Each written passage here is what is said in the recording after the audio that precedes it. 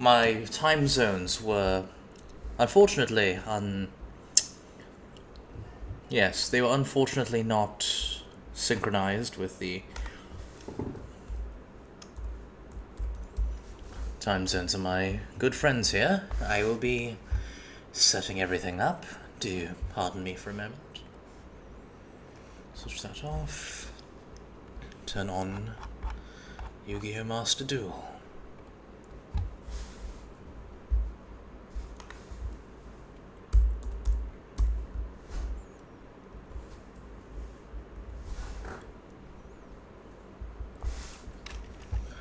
I will also be loading my own personal Discord,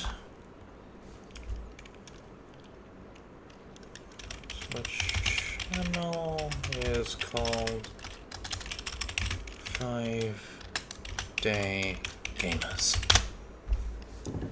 Alright. Now, this is a game that I happen to play religiously, for lack of a better term.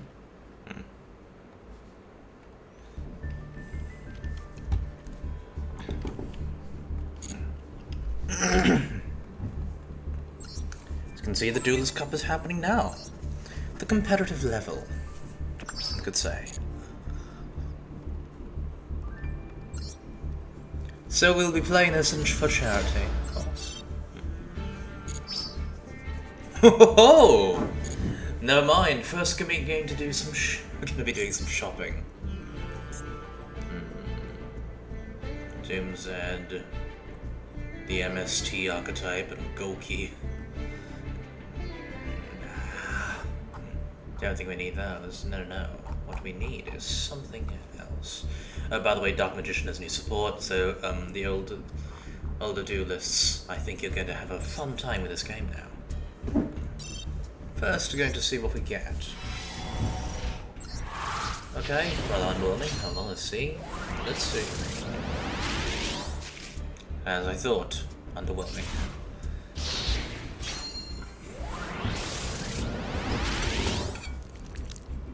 Oh.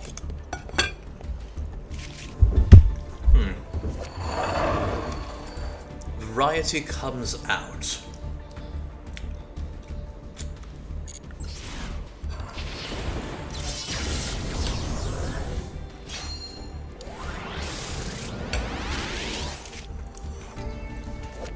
Oh, hello. You're going to have a rather tragic story.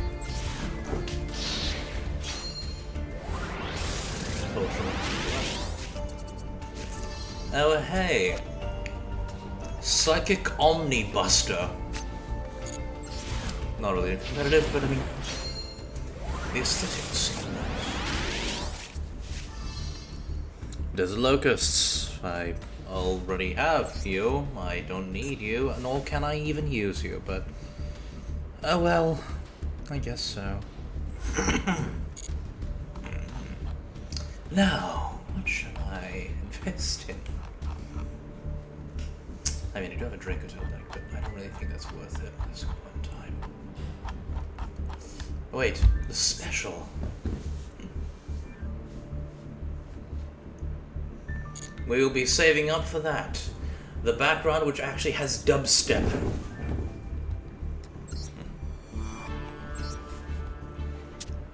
Okay. My Vanquish Soul Cannon deck is not complete yet, so I'll be using Draco Tail. It's my most complete deck. It is a deck that, even with its limitations in the TCG, refuses to die. Consistently good, is what I'm saying. Oh dear. That's what I was afraid of. And it's the best of one format, so side decking is not an option.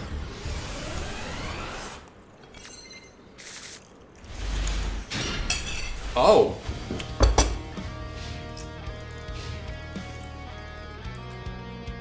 Well, hello there, Fimana. Part of the cards in our favor. We have exactly who we need.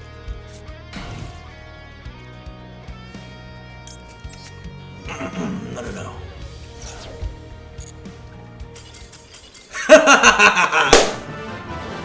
Well, that's a very good sign for the beginning of the stream. The opponent surrenders out of fear.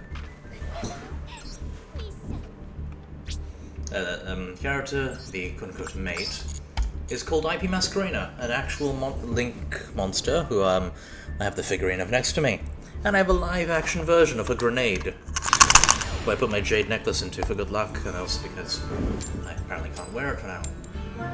Come on.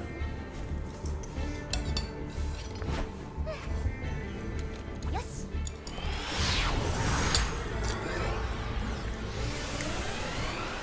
Now may I ask who happens to be in the chat? That's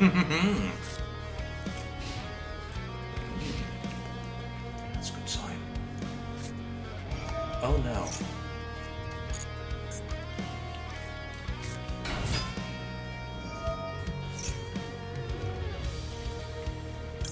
I don't really know how to fight White Forest, but I will try this.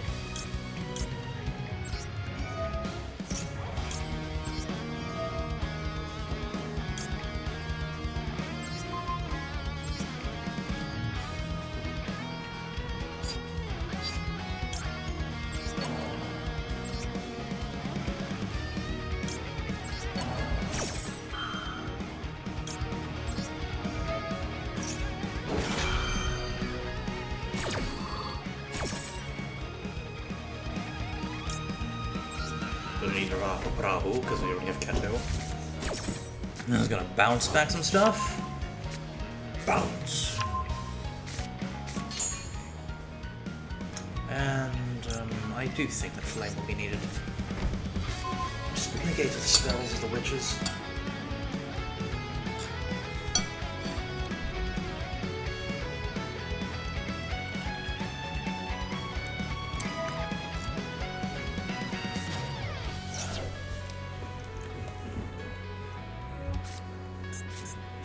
Maybe I should have summoned, maybe Gulamel in order to destroy that. Maybe. I'm still learning how to fight the Zamina White Forest deck. It's a very powerful deck.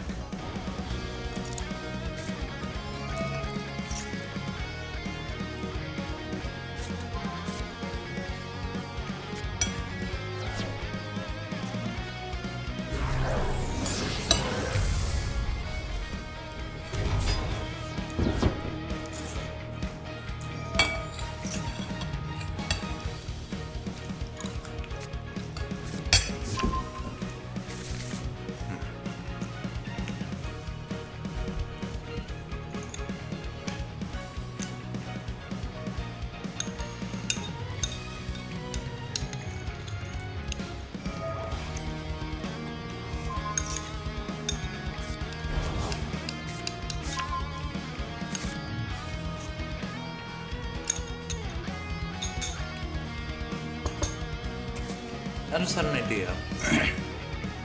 I could name myself the Dining Duelist because I always happen to be eating food when I play this game. And then I can put like a video of how I go to the meal. I should do that in the future maybe. But I don't have a good enough camera to film myself cooking.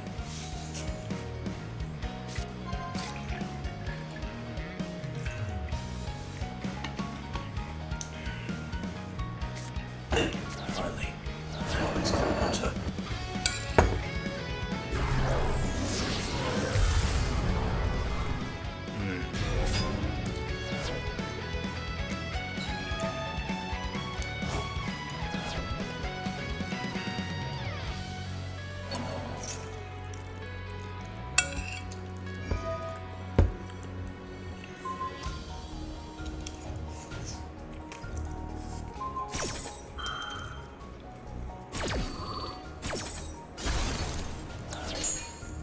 Oh no.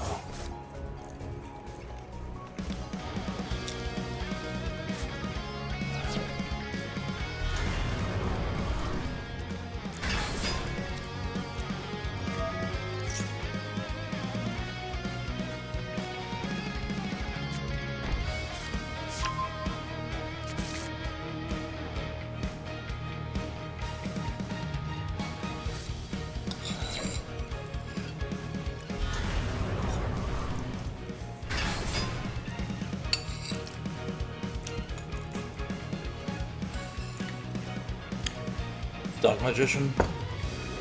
Magician of Black Chaos.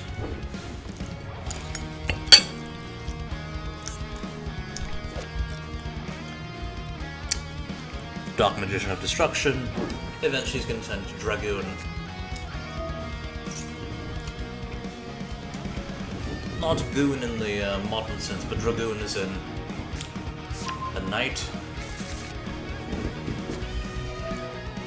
Yes, this is not going to go very well for me. I can say that. It's not going to go very well.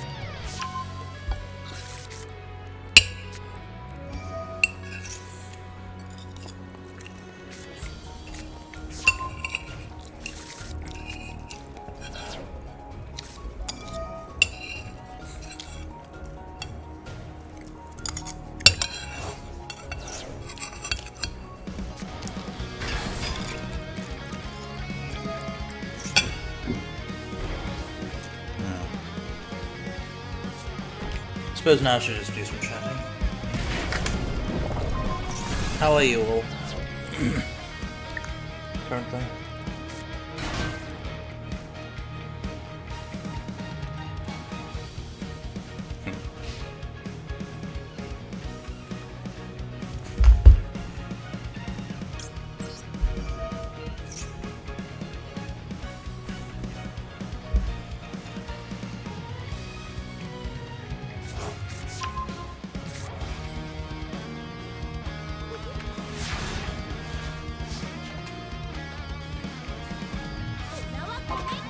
Alright, let's see what we can do here.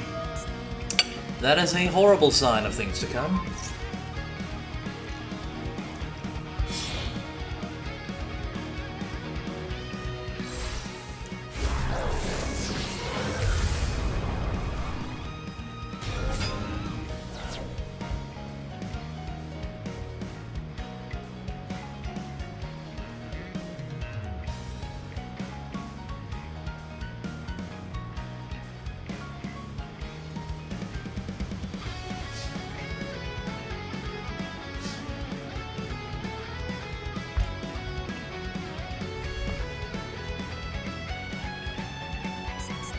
Outfit Ketu, let's see what they do. Will they fall for the bait?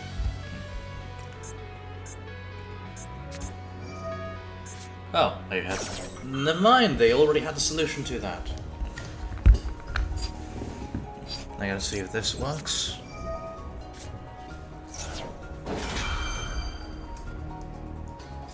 Both.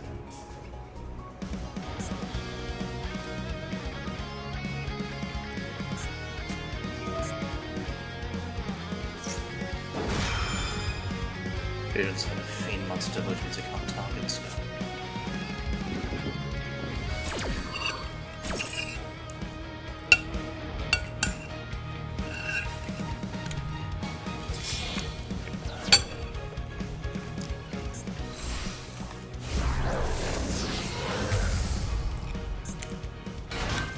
Chorozo? Why Chorozo? Okay. I am somewhat confused, but I'll take it.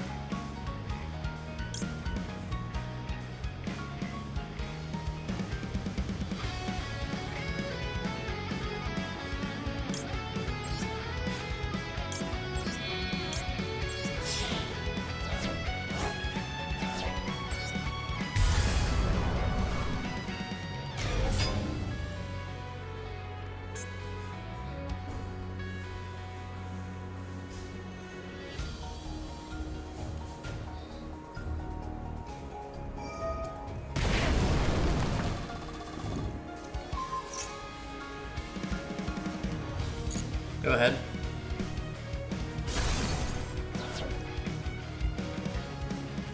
They can use that to quick synchro.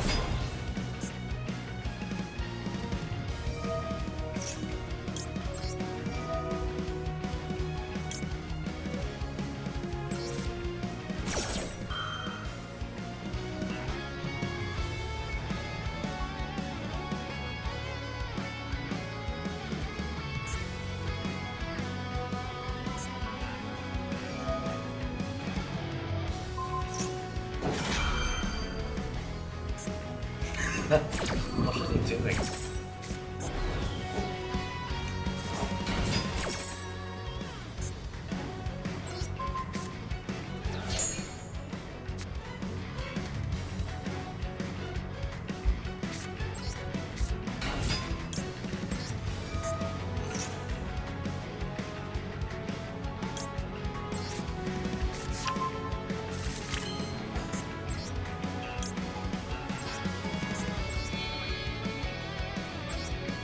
nkyfong.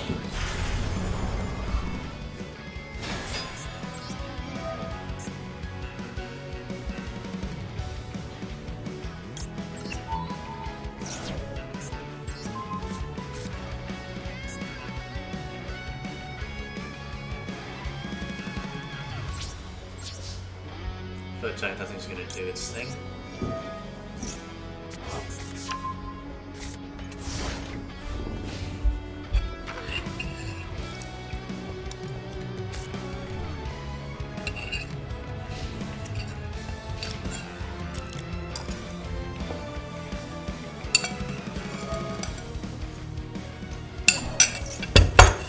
Oh.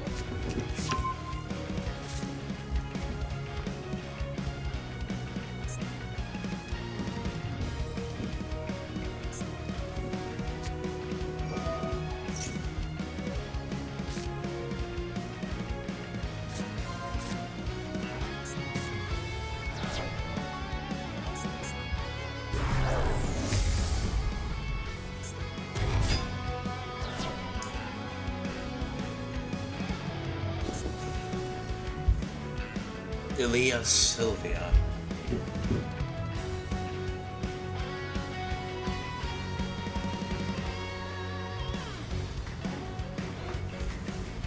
Dorsal.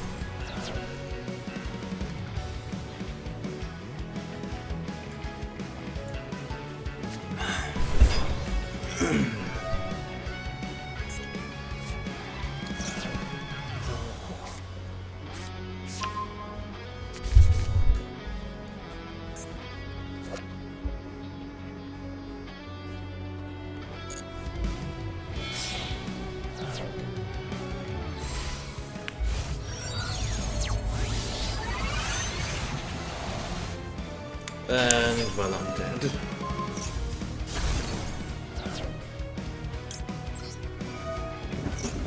Maybe I should make my Dynamorphia deck, actually.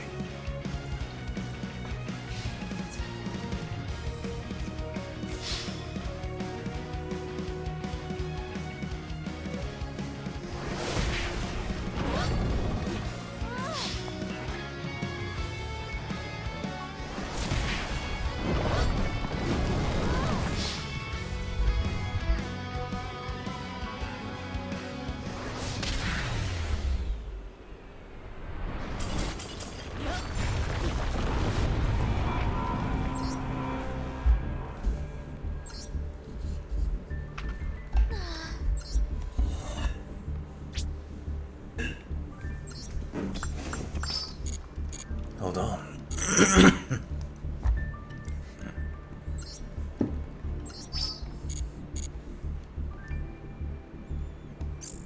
First, I'm going to go do this.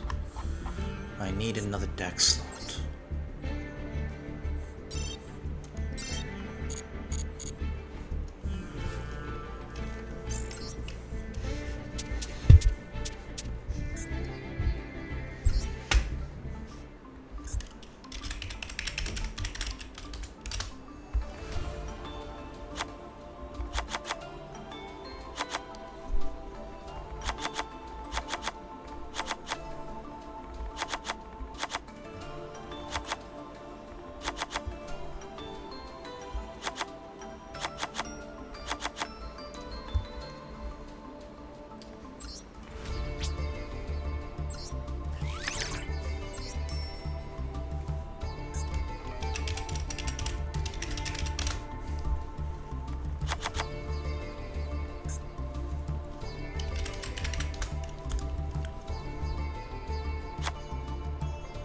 We need as many cards as make us pay half our life points as possible.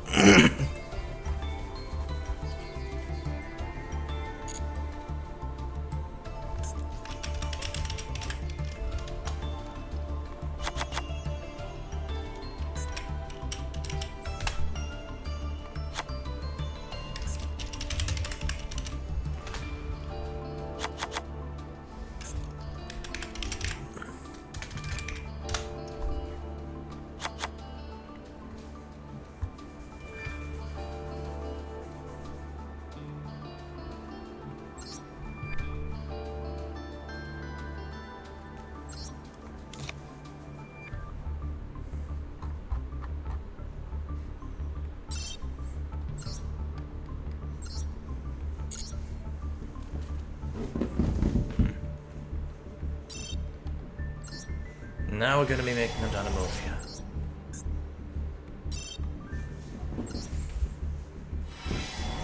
Ooh, that's good.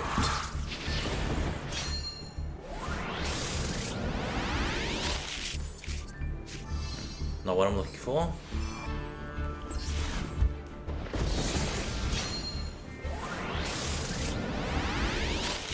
Who are you? They're not needed. Definitely not needed.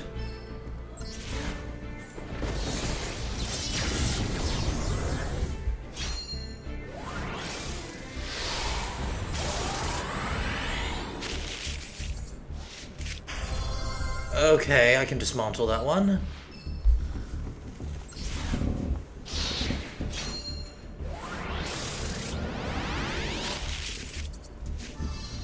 I can dismantle that, I suppose.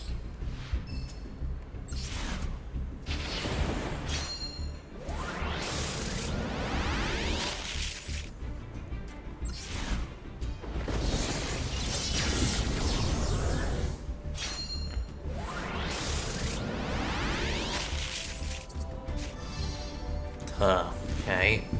Wait, what's that? Extra Ceratops. Okay. Goes to show how to make stuff on a budget. Repredocus.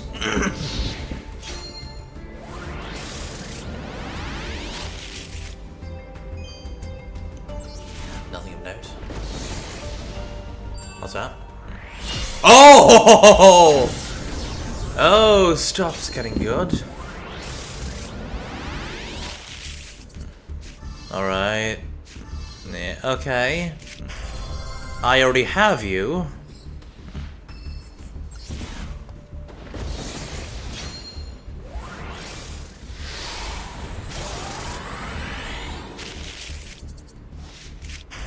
Ground Xeno. Okay, well I don't really need the Transcendosaurus stuff, but sure.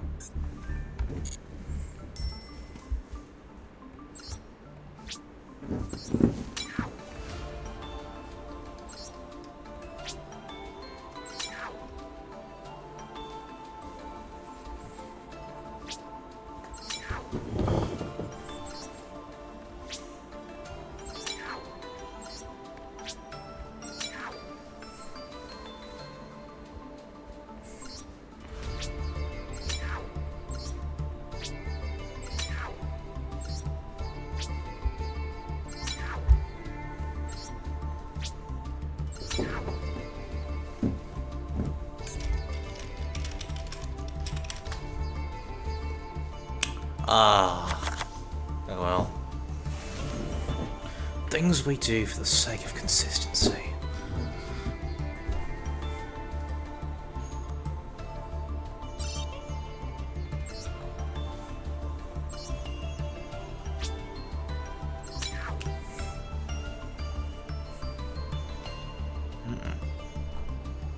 What else do I put in here? Oh, you're called by.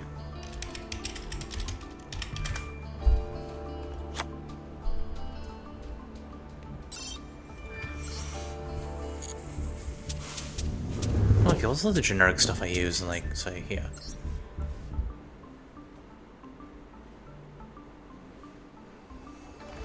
DD Crow?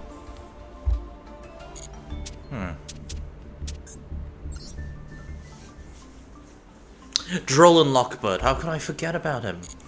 He's Cancer in human form. Wait, was something else semi-limited?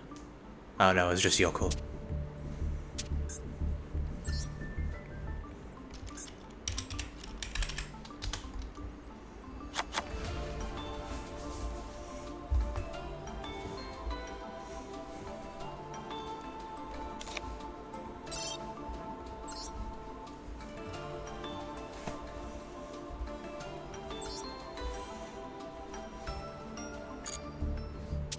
Oh no, wait. Oh wait, that's right, there's the Zark trap.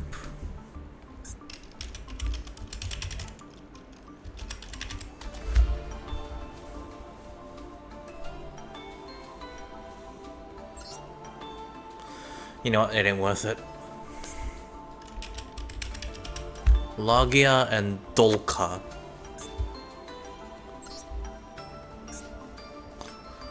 Logia and Dolka are the rank 4s.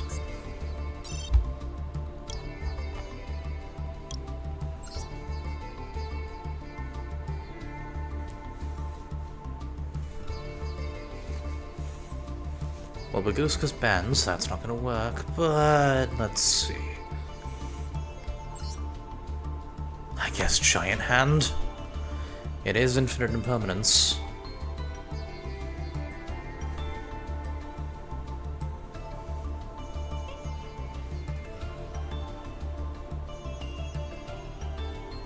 Oh, maybe I could. Right, no, we need this one. Monsters in the field, so that was not gonna work.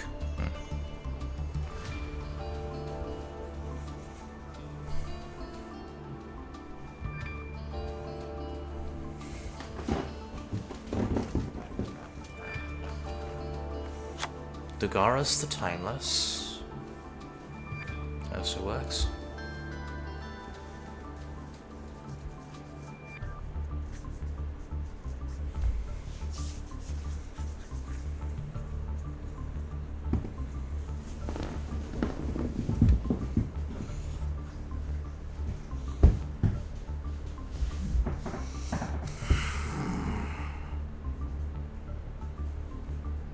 I usually do have the Zark trap in there.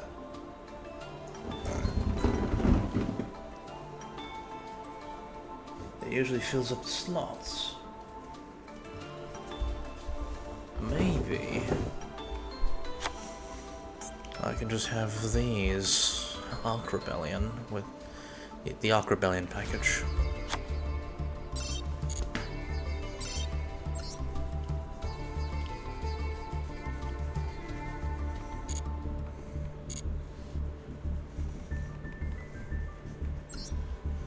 Right, my Dracotail deck's not gonna help me here. Maybe I should use my other deck.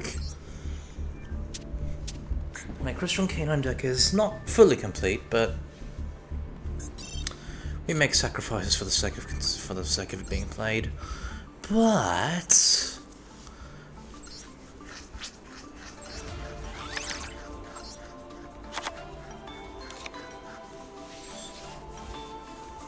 it finally had another conclusion.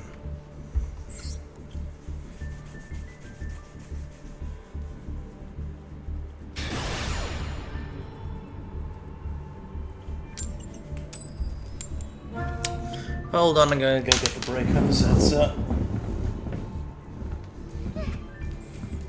Yes.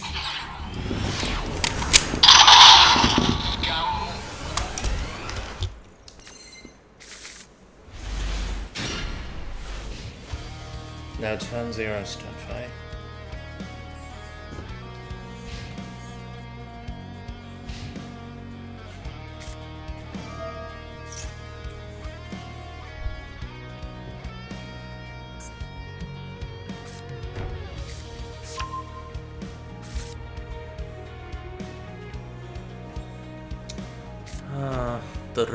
The shit deck, or the Odeon deck.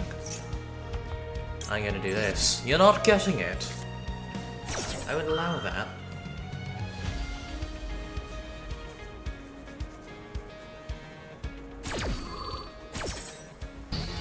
Now, because we're playing K9, we needed them to have at least 2 or more cards in their hand for us to almost summon our level 5s without tributes. Shit.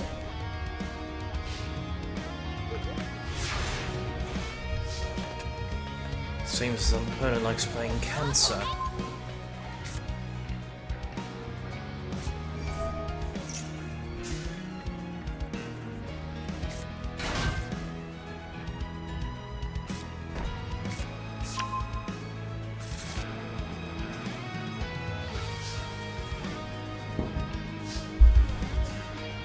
Normal summon Lantern.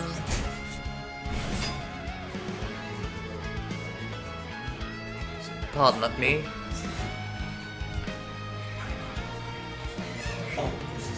Oh, order Sin Lan, please. Sin Lan. Yeah, for dinner. Apologies, that was my father. Well, yeah. Alright, oh, come on.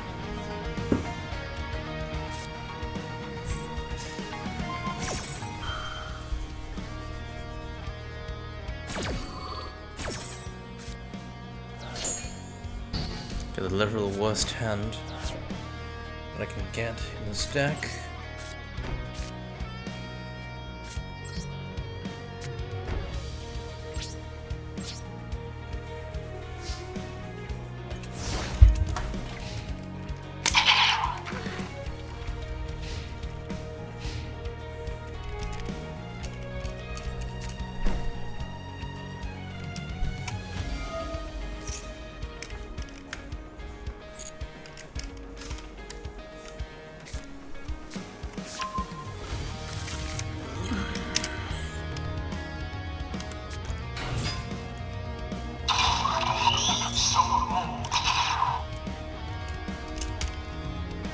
Can I actually do anything here? Oh, I need a crystal card in the grave first.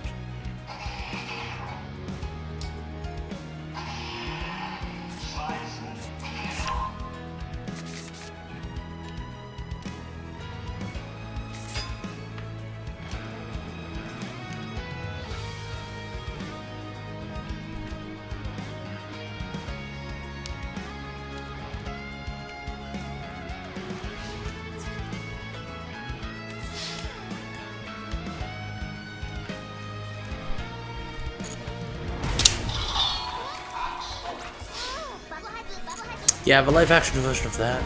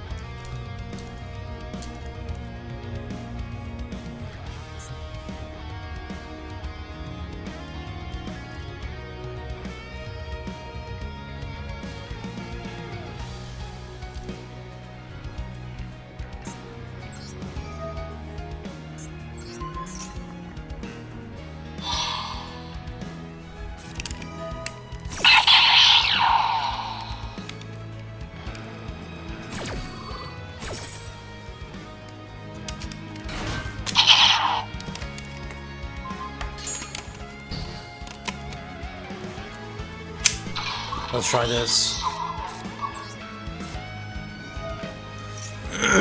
There's nothing good to activate the Verdrick of Anubis. Sitting it and destroy this. I get to do this. Banished from the grave. Revive one. And they're gonna have destroying this, you see. Everything is going according to plan.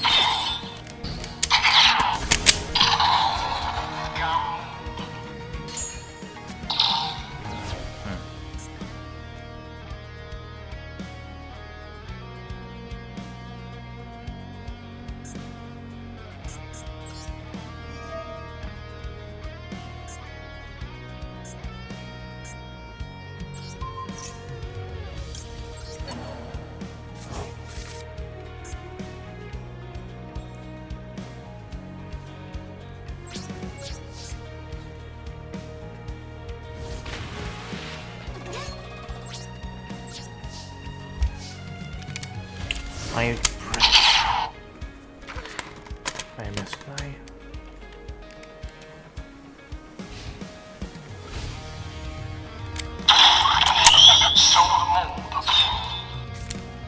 How the hell did I die to this? Oh Lord, I think I got the wrong deck. I'll bring a better one.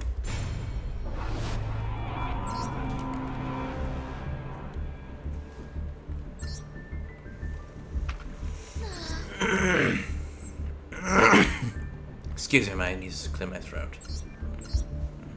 Alright. Let's modify this. Get only one of each of these guys.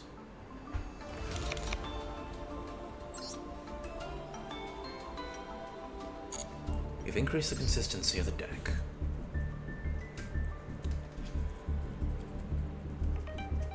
So now there's a higher percentage that I get the cards that I need.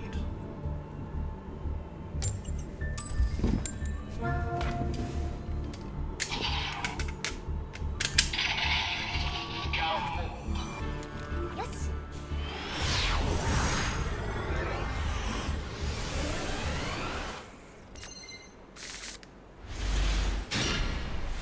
Alright, we got Fuelos.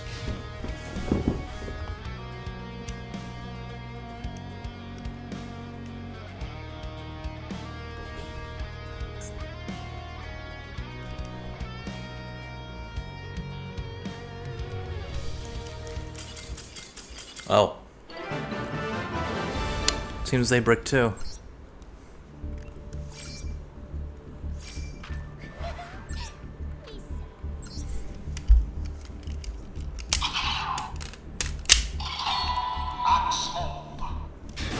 We're gonna hack down their doors.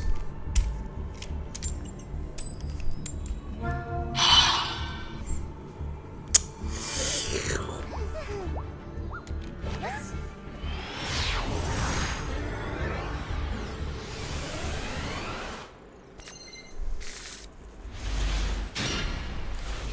I wonder, is anyone actually here? Kuronagi. Why do I keep getting second? I keep getting second.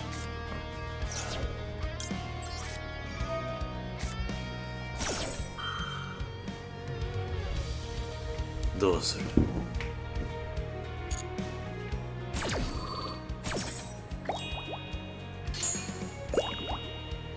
Jellyfish.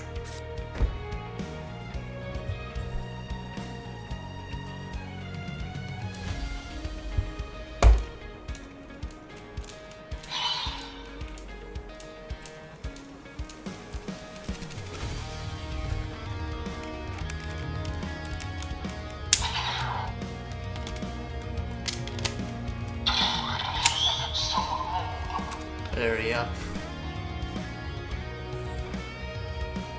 Do hurry up, my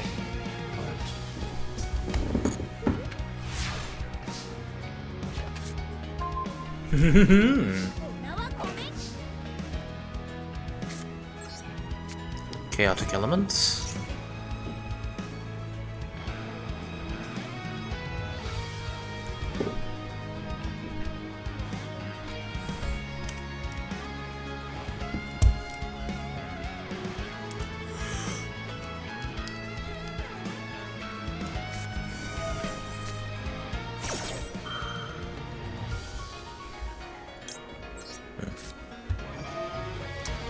No maxi for you? But yes to Izuna for me.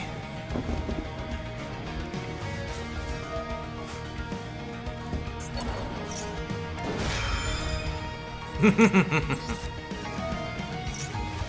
you honestly think that was going to work?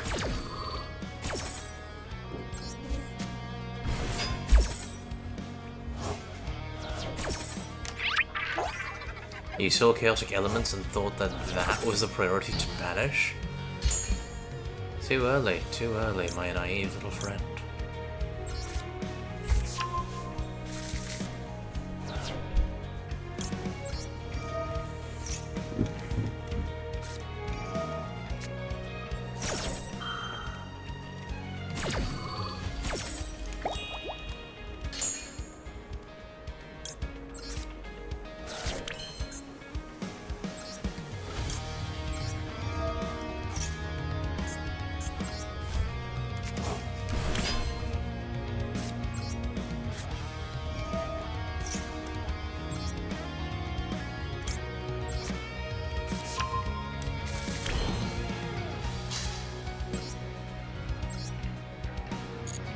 Oh wait. Can't do that anymore.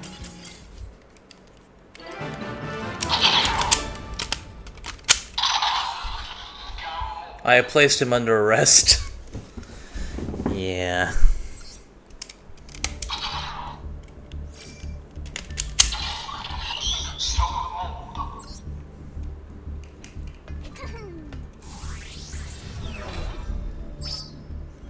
That's a good sign.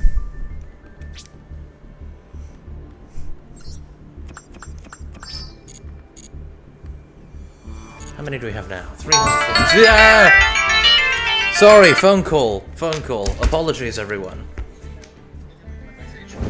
Okay, again, in the middle of a live broadcast.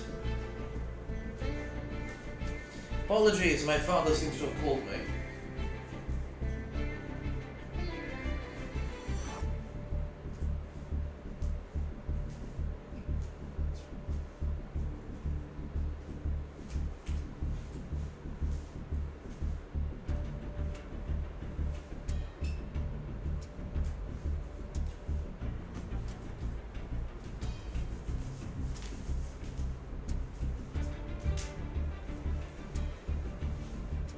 I'm gonna go ask my iced tea, I'll be right back.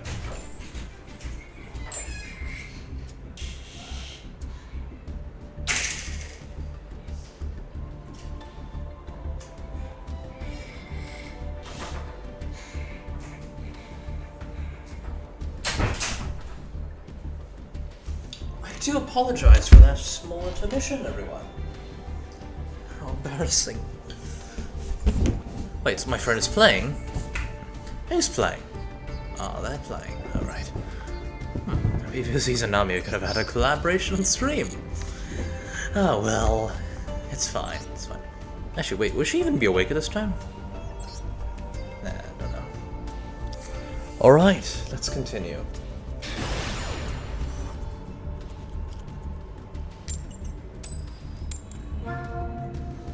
I'll go get the Zeth driver. Slap it onto my chest. Yes.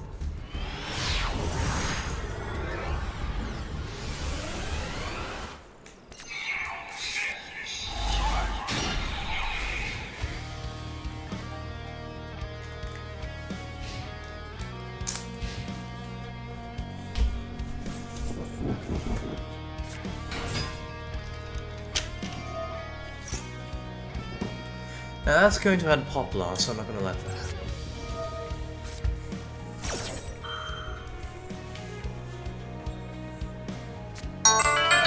Ah!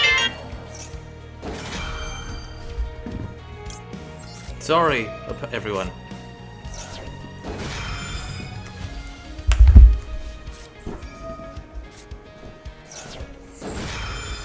Oh, I do not miss the hand trap storm. It's an arms race of hand traps, but pretty format with malice.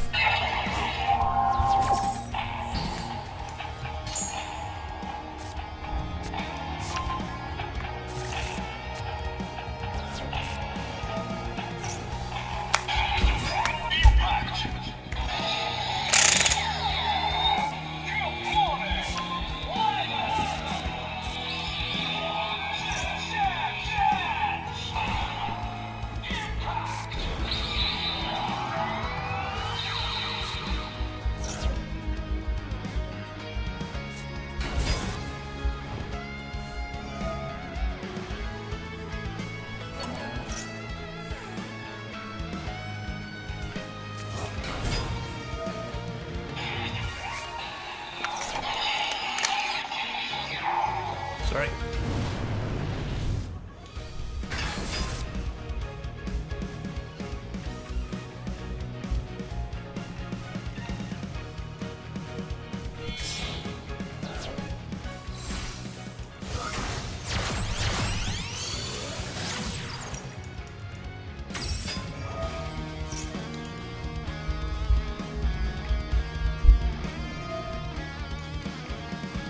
Fiendsmith.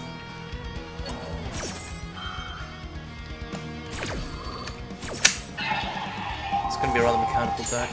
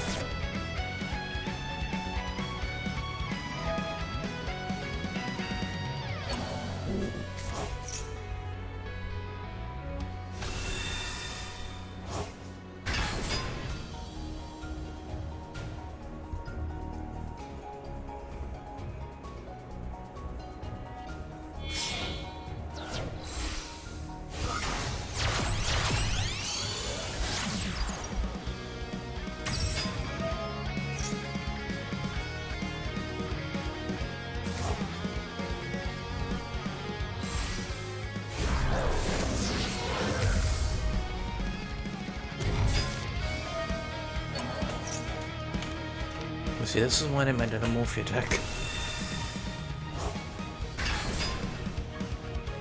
To slow things down.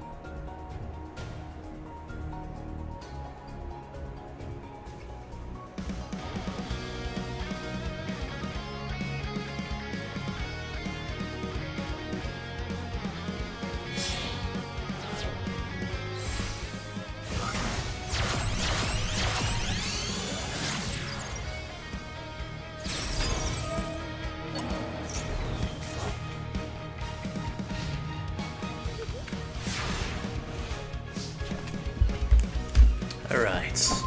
So far, this is a pretty good board, actually. 2 special summon preventions.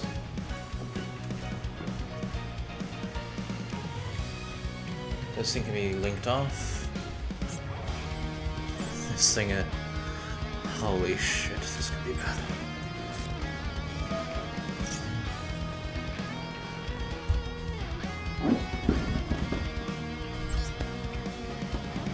This is, a horrible situation that I have found myself in.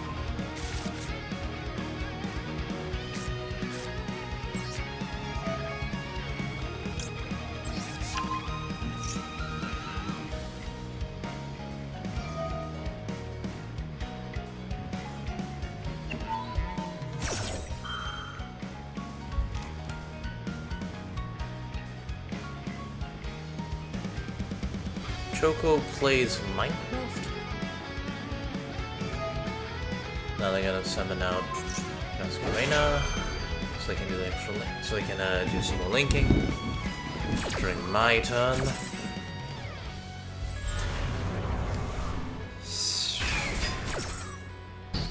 Masquerena, you've betrayed me.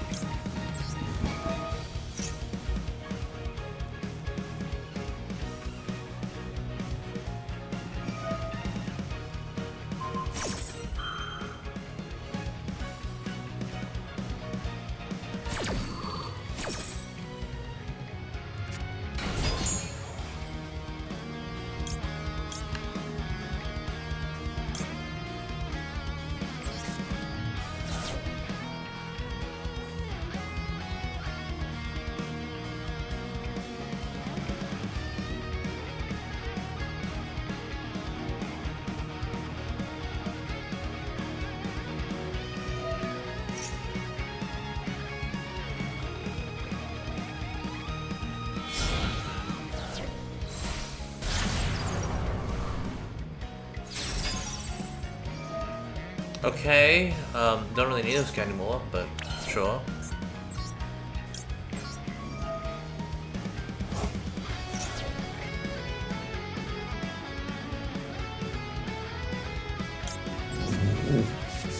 Withdrawn inclusion. So activated crystal card from the next hand.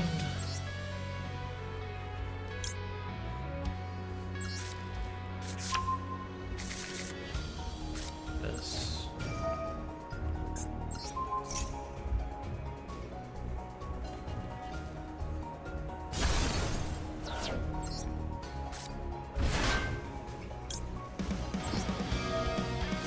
Are they gonna try and use this to put this in the small traps away?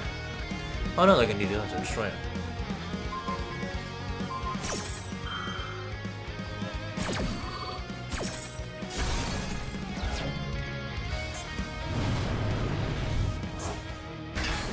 Let's realize the link 3 or lower, so get like the screen out. You and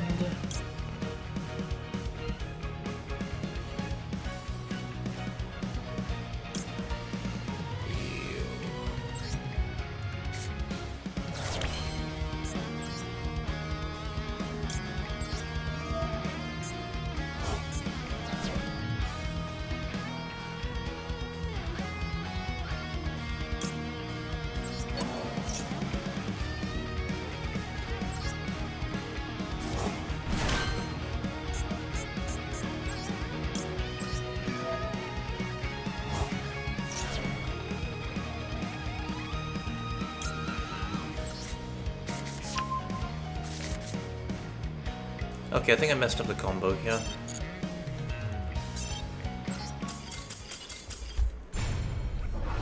And I can't really do much of it at that point. Let's use a simpler deck for me.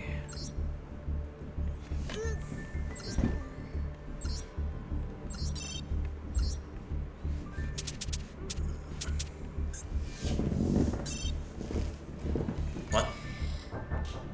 Last one? Apologies. What has been banned here? Oh.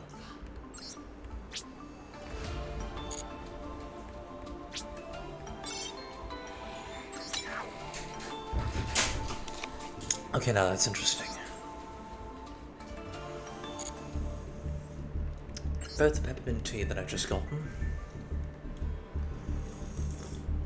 and the fact they didn't limit Hamakiri.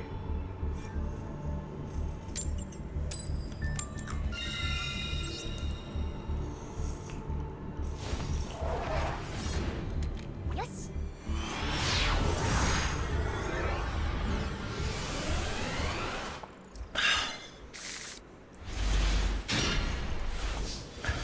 Oh, this is wonderful.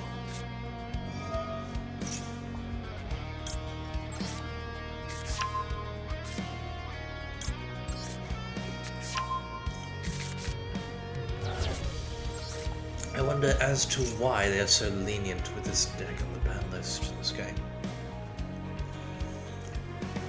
Well, this format specifically.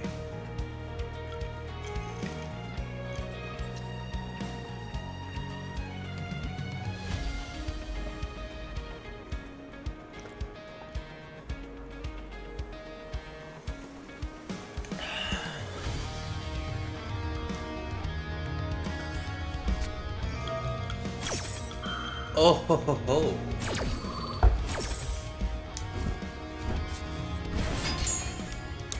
Alright then. Now usually I attribute that to get this, but I don't have to. Let's go and let them try. Let's see if we're gonna do it.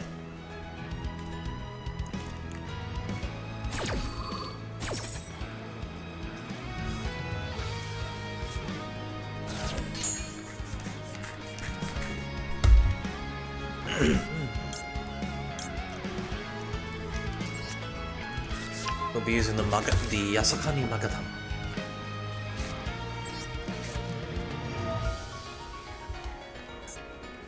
from Zahando.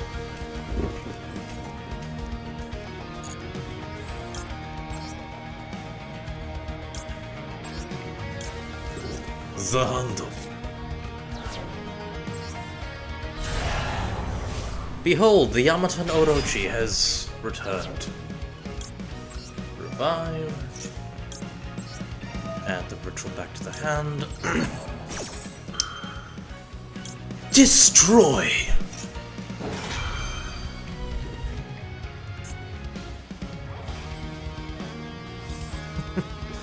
I would recommend this person saves it, because the reviving of Lupus and the usage of its effect to exist on the opponent's turn are not the same effect. Which means if they summon it now, it'll get banished when it leaves the field, due to it being destroyed. Now what is Mistogen? Mistogen.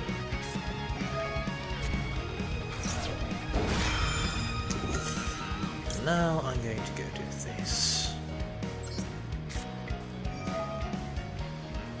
Ritual summon a Mitsurugi monster from my hand using one I control, which is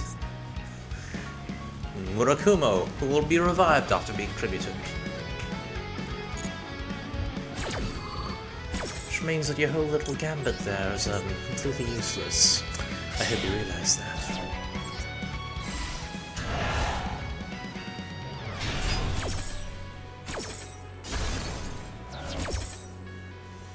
Wonderful.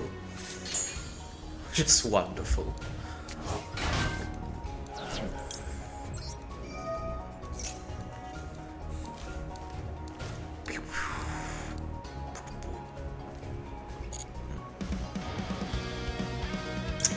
Bada boom.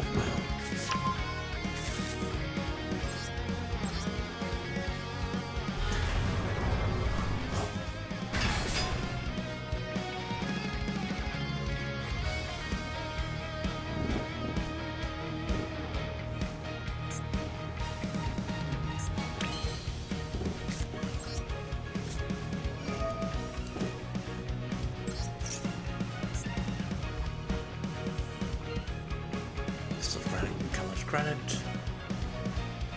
What kind of cards have I got here, actually? Well, just the normals.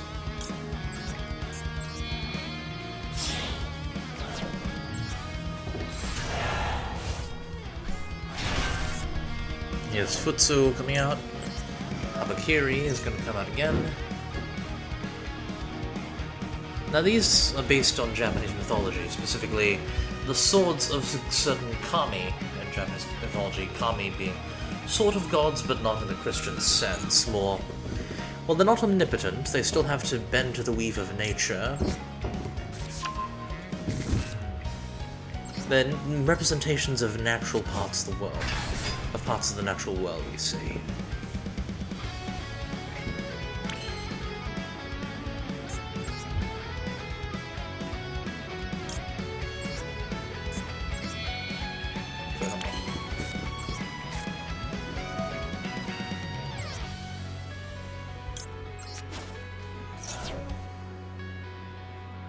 Doser.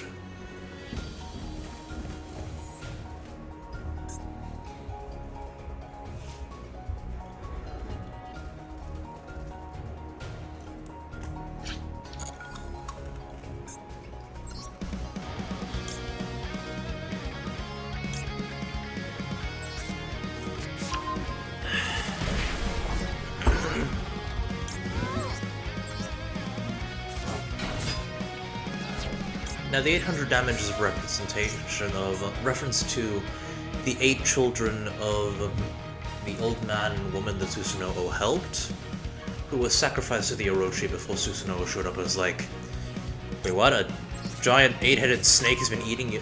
Has been essentially doing like a mafia thing where it's like he has you feed your children to him, otherwise he just floods the place? That's fucking horrible, I'll help you. Yep, this guy's a war criminal. And somehow is worshipped as the local god of Mount Ibuki. Don't ask me how in the hell this guy got a job as a kami as like a god of a local mountain being a god of rain and medicinal herbs. I don't fucking know. I don't live in Mount Ibuki. I don't live on Mount Ibuki.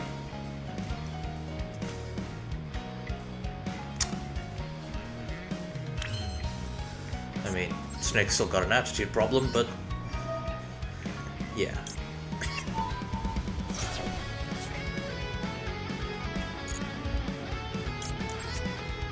A surprise tool to help us for later.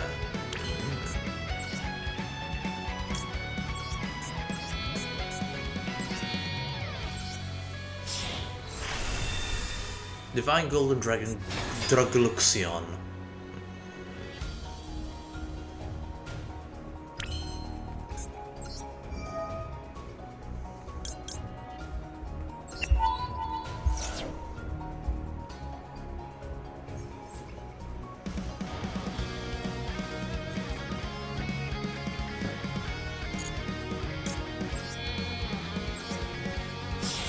Harbinger, Dragon Titanic Galaxy.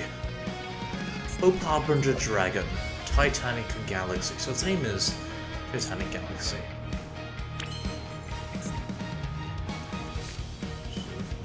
Okay, so yeah.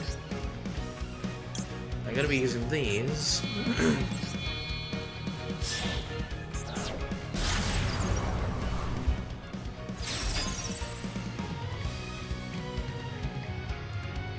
Because for this, revive.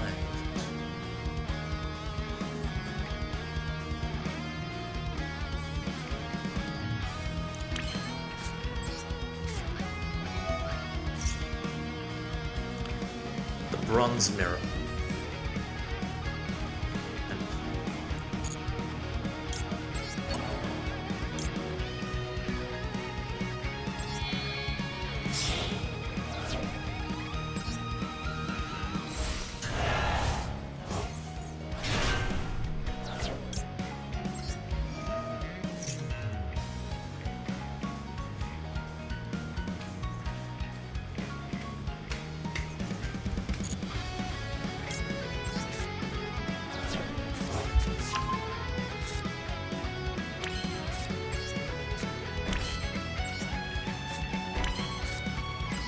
Just fucking try something. Fucking try something. I'm ready for you. Come on, give it here.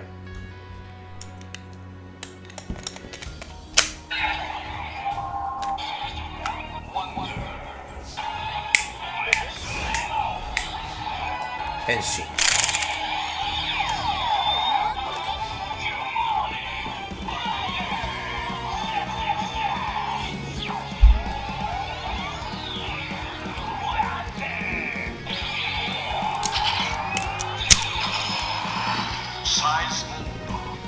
Let's do this. What do you got for me? Come on! Let's go. Full canine deck? Full canine deck.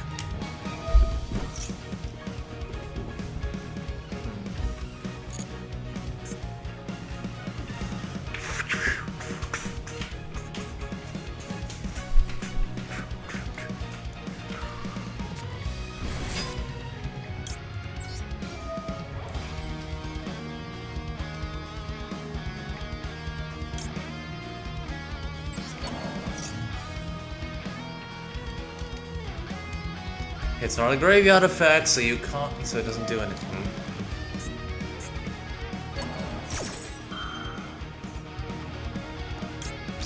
I'll give my sin.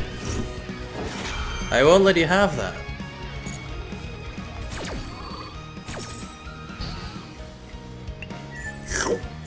Nice. It's mine now. Tasty. Nuke.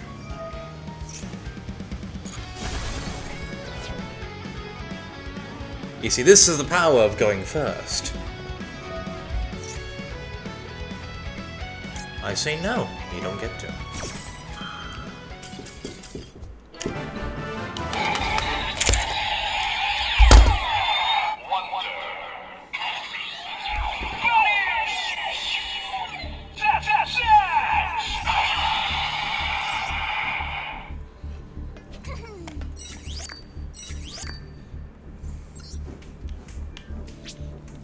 We take those. How many do we have now? 675, okay.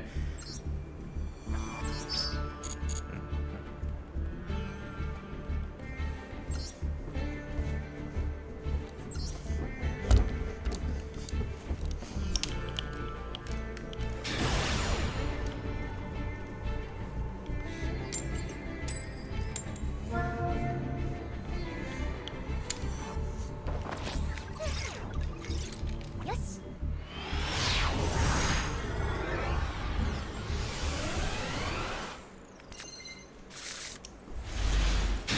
Ooh. I actually got lucky here. Got Nibiru and Izuna. Ooh. This fellow seems to be rather perplexed. Draco Tail! Alright, got it. Which means Izuna will be out of the job this time.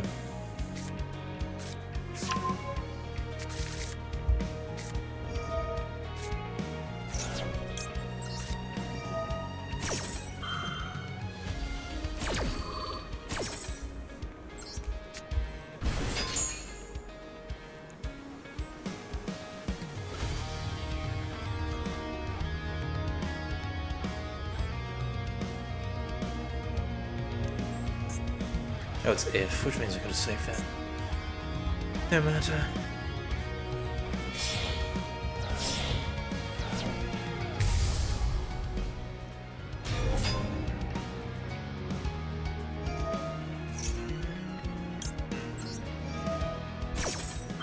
You should not have gone for Golem. Because that is a when effect, which means if I respond, which I'm going to, you don't get to do anything.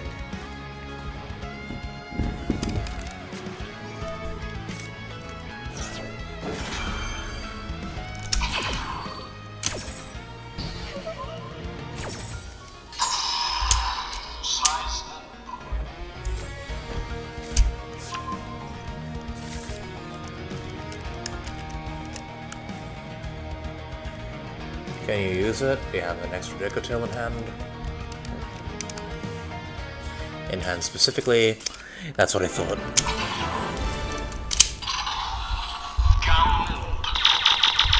Dead.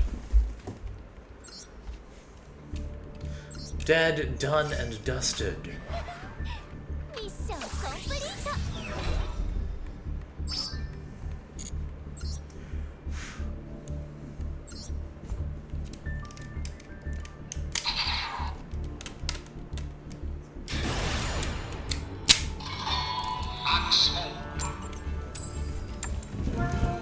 Why do I keep getting second?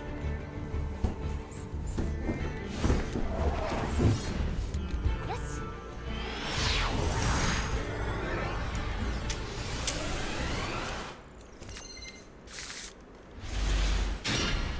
Oh, this got Izuna. Something, something, something, something, no something, God, hey.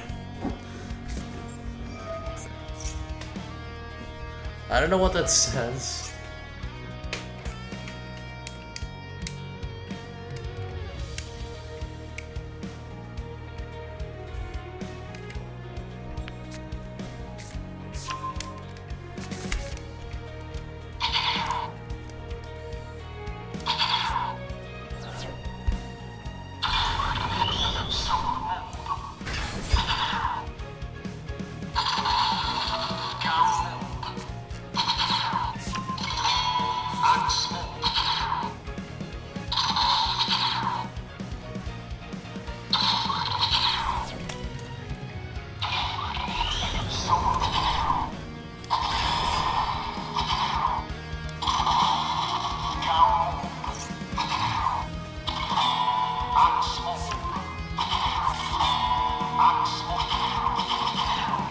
Just hacking the little device that I have here with my fingernail.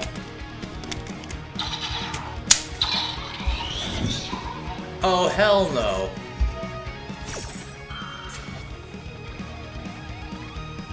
Already added the case to Maya's. Shit.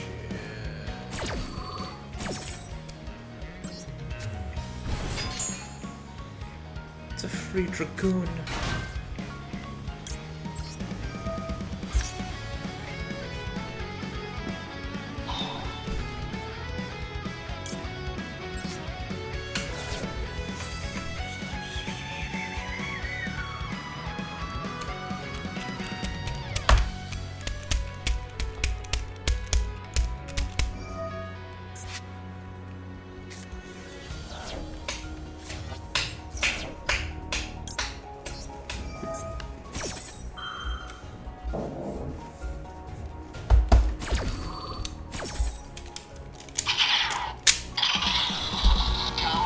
Stop right there, this is the police.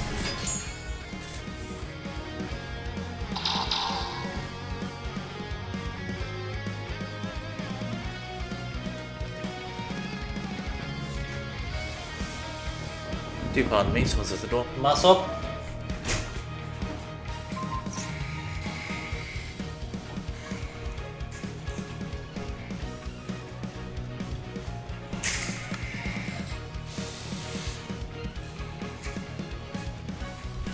Sorry about that. Oh, come, they have the old-fashioned Eye of Tobias? Okay.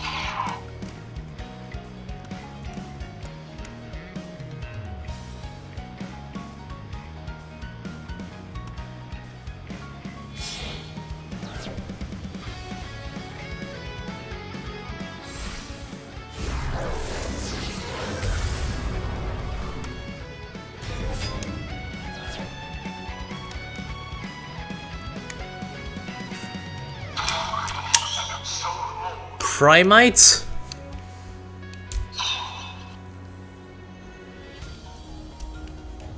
Okay, that's just bullshit.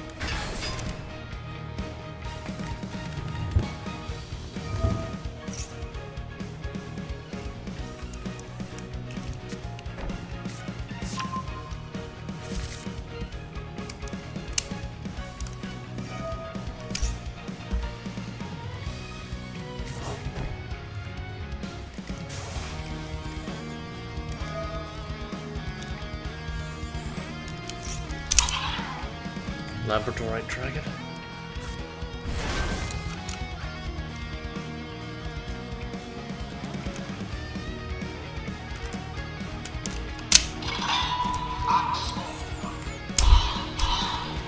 Ah, welcome in! Kingemokut. How do I pronounce your name? Kingmokut? Kingemokut? Anyway, welcome in. You're one of our mods. You wouldn't happen to be the one going up next, would you? Oh, oh I'm gonna be in. I got my work cut out for me. This is gonna suck. This is going to be one hell of a board to have to pick apart. You would be? Nice. When is your broadcast coming up?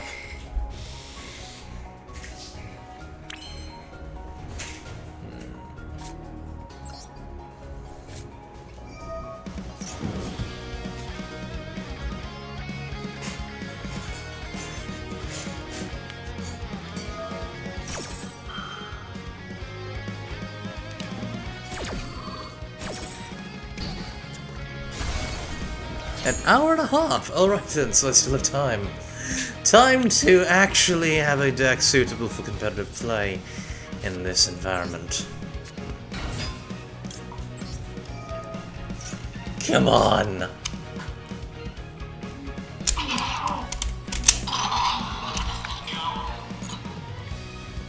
Alright, that works.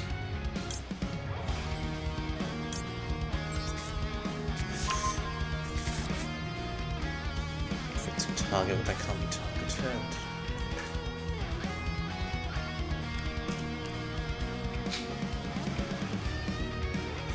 3 PM is the exact time, but you know, yeah. Well, I don't know what 3 PM is in this case because the end of time zones and all that. In this case, we're gonna have to go for the emergency measures. Typhon, if you please. Oh, you're in the UK, so you're around 7 hours behind me. So it'd be 10 PM for me. Okay.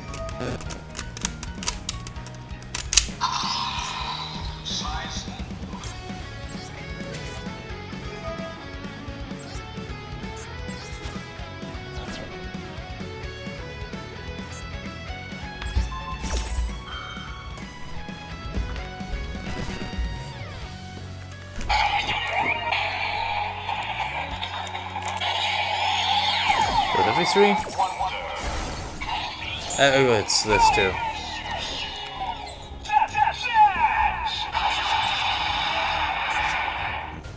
Can attach one.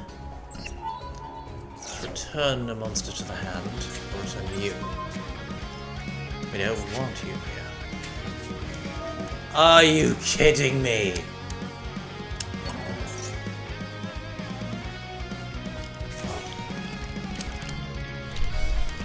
Where am I from? Well, I'm from Australia, but I'm living in Indonesia currently, so that's why I'm GMT +7. Oh! Okay, I can't win against this one.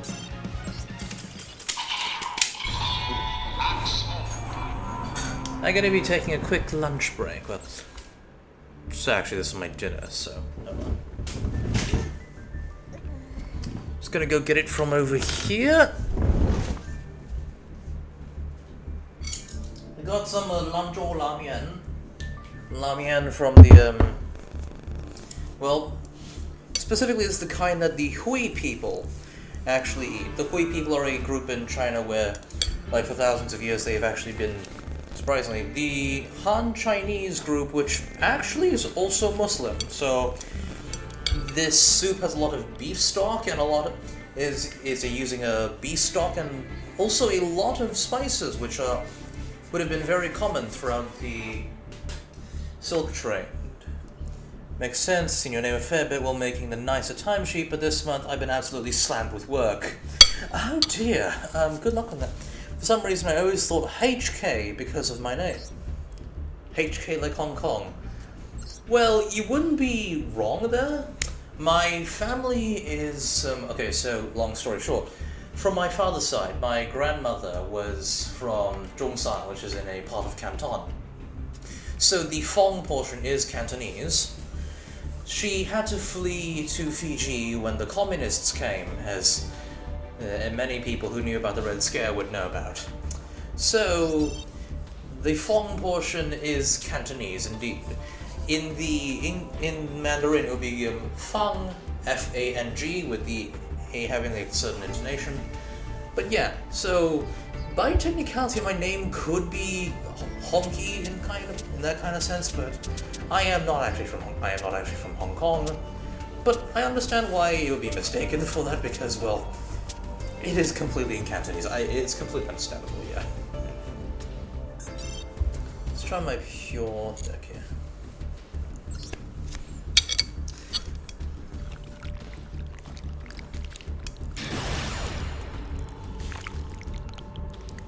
If I was from Hong Kong, I would probably be eating Hamburg steak with tomato rice, which is an actual dish in Hong Kong. It's actually quite tasty. I've had it before. To be fair, I really need to look at going to Hong Kong sometime. Need to buy a Hong Kong PlayStation 2. Wait, they have that? Hold on, I'm just gonna find a chair. Right there. hurry, got to hurry, got to hurry, got to hurry so I can decimate the opponent.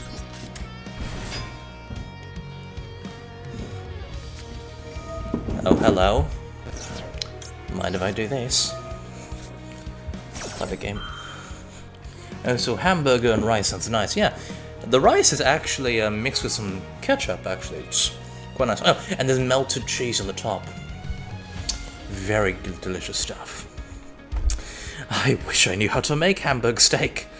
Actually, is it Hamburg steak? Yeah, it is Hamburg steak. It's either Hamburg steak or like a very soft cut of meat. Because the opponent has 2 or more cards in the hand, all the canine monsters can just say, well, I don't have to follow the rules. I can just be normal summon without tribute. Because they're the cops.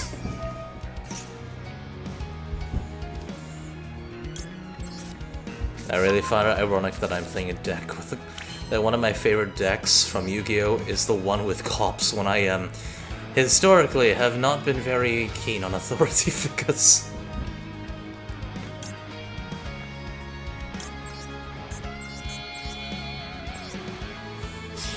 Hong Kong PlayStation 2 is a very specific variant, and it's purely because the UK PSU, the plug but with the rejoining. Rejoining? Rejoining, probably. Oh, regioning. Oh, because it's the plug but with a different kind of... Oh, that makes sense, yeah.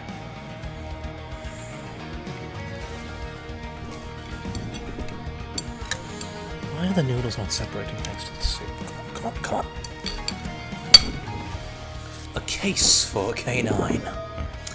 Now, the K9 cards are actually based on the very first usage of dogs in a police investigation. Specifically, around the investigation of Jack the Ripper. That's the plug and more, so it has the... Oh, that kind of power. Very nice. So, Jack Frost and the Jack-O-Lantern. So, Yokel and the Lantern. Don't know why, but people keep calling it Jokel.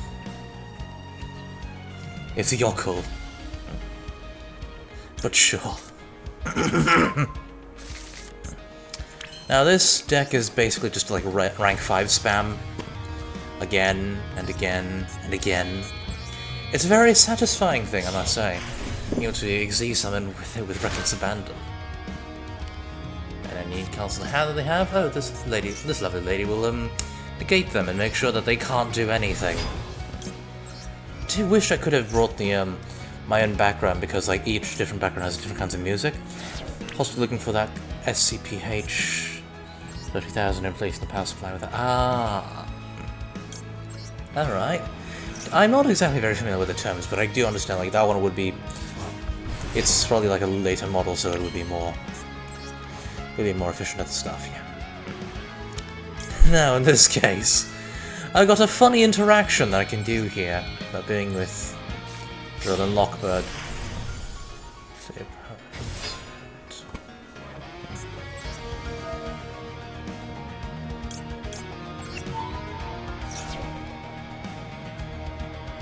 Dosuru.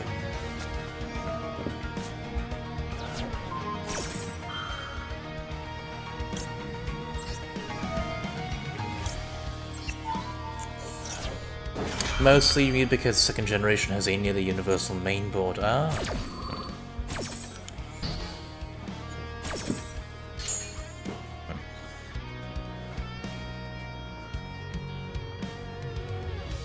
Add one, and okay, so I'm gonna go add another Izuna.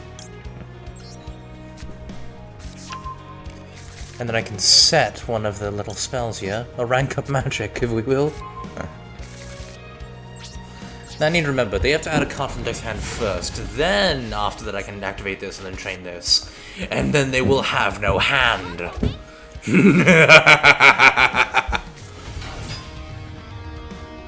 Oh, it's a little baby.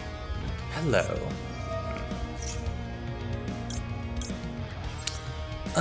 I don't think so.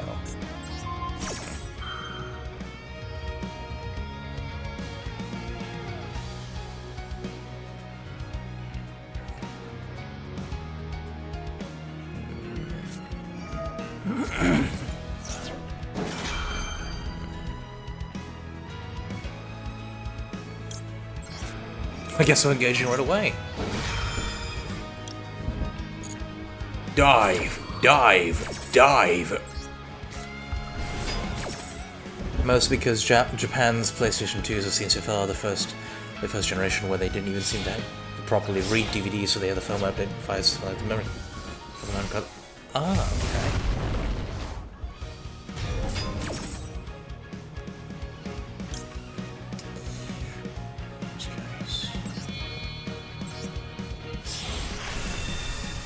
Werewolf.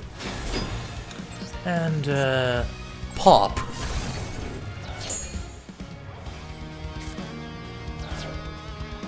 Who got negated?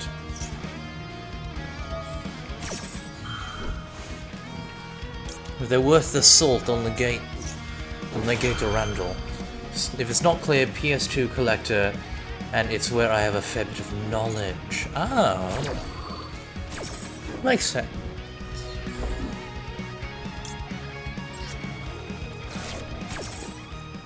What will they be negating, I wonder?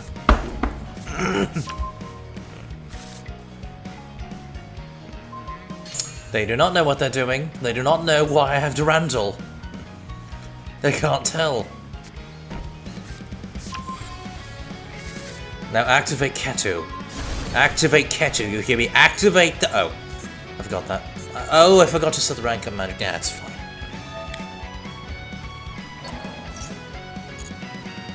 I don't know, let them do it. The main deck, which they have.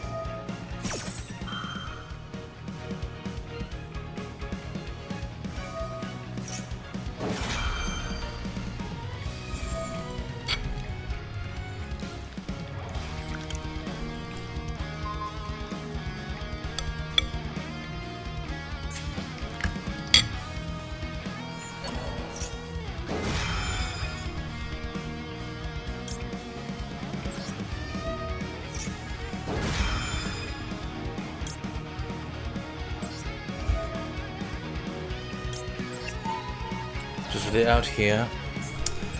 Living the Joey Wheeler oh no meme. Perfect. You actually know about Yu-Gi-Oh! That's great. That's great.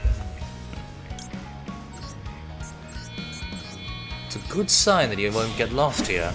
At least not as much as the Lilyman would. That's fine. You need him though.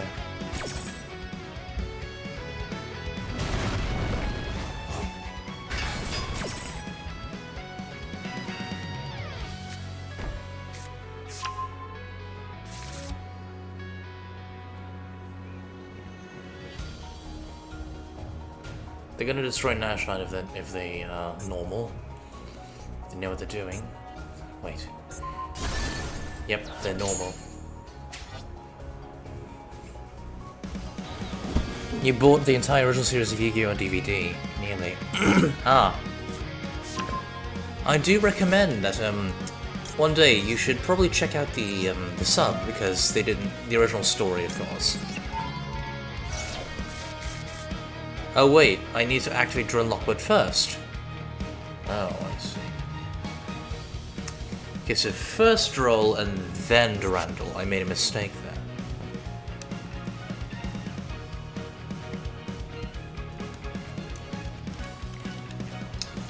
Hold on, I need to see the light, the... Trickstar.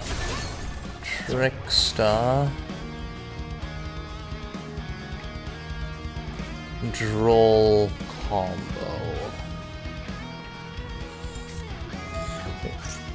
On resolution that, activate that, and then chain link to... Oh, it has to be immediately. Chain link 2. It must be chain link 2 first. 200 odd episodes. Ah. Oh, you did buy all of the original Digimon and watched a 2-month span.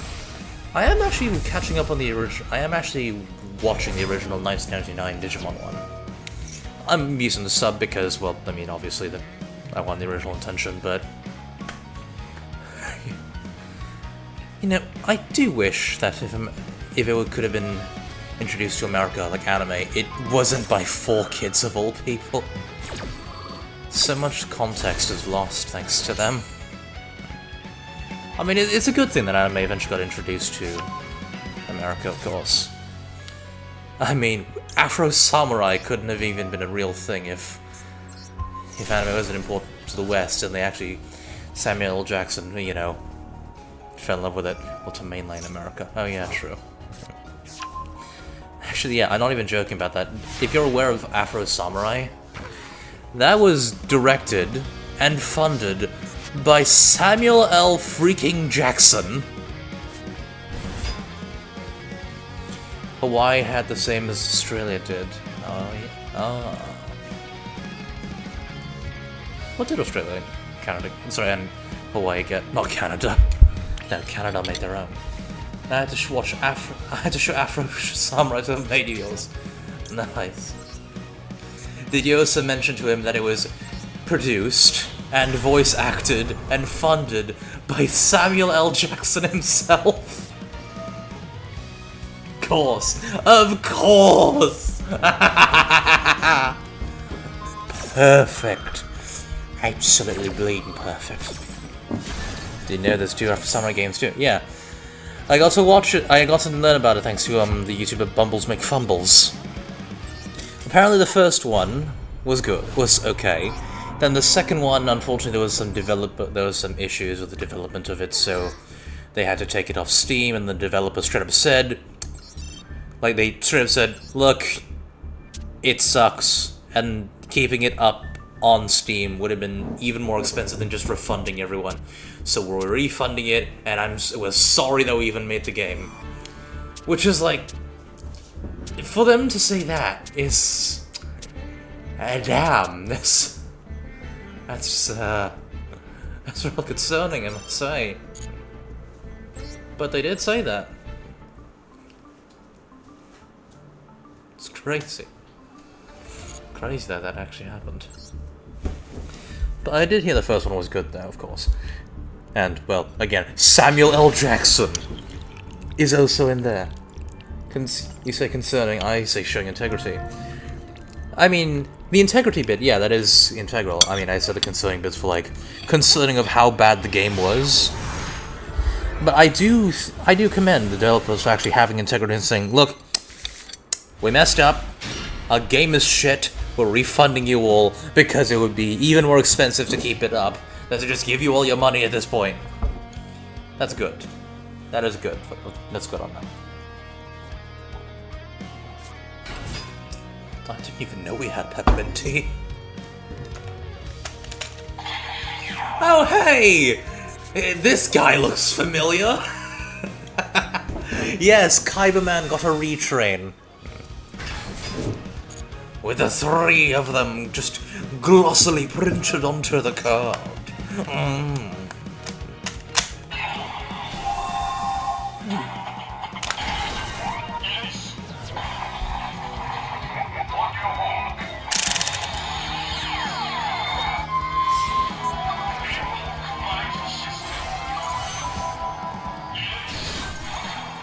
By the way, King, do you know the joke of, like, Kaiba loves the blue-eyed white dragon so much he made a plane of it, right?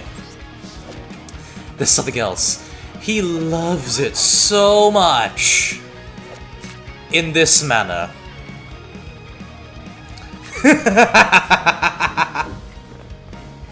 He loves it so much, as you can see. Yeah, I don't know what it's called.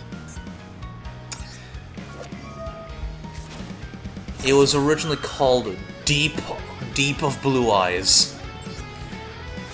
Got nothing on JP release of the Harpy Sisters. Yeah, I mean, the Harpy Sisters make sense. This is the Blue Eyes White Dragon that he's horny over. This thing! And he's like... Yes! Seriously, that card. It's originally called, like, Deep of Blue Eyes. Well, I can't say he's deep of blue eyes, but he will certainly be deep in blue eyes. In that regard. That's just a furry. No, he's not a furry. He's a scaly. Apparently, that's proper terminology. He's a scaly. Yeah.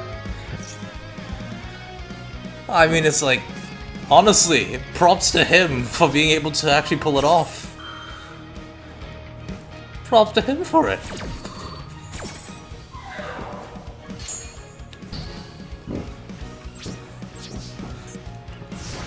You gotta if he was an Isekai, he'd be a dragon rider.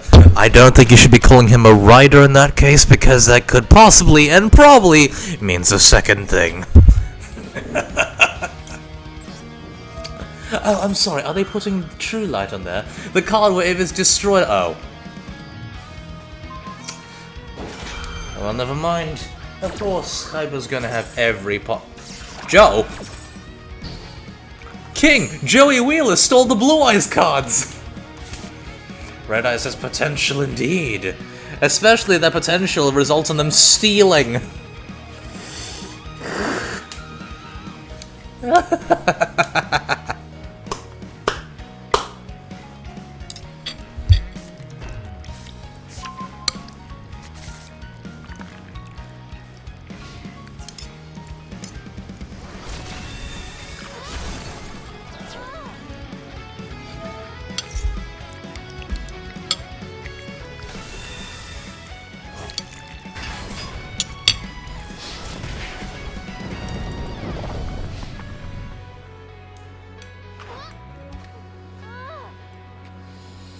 Why are these noodles not separated yet? Come on.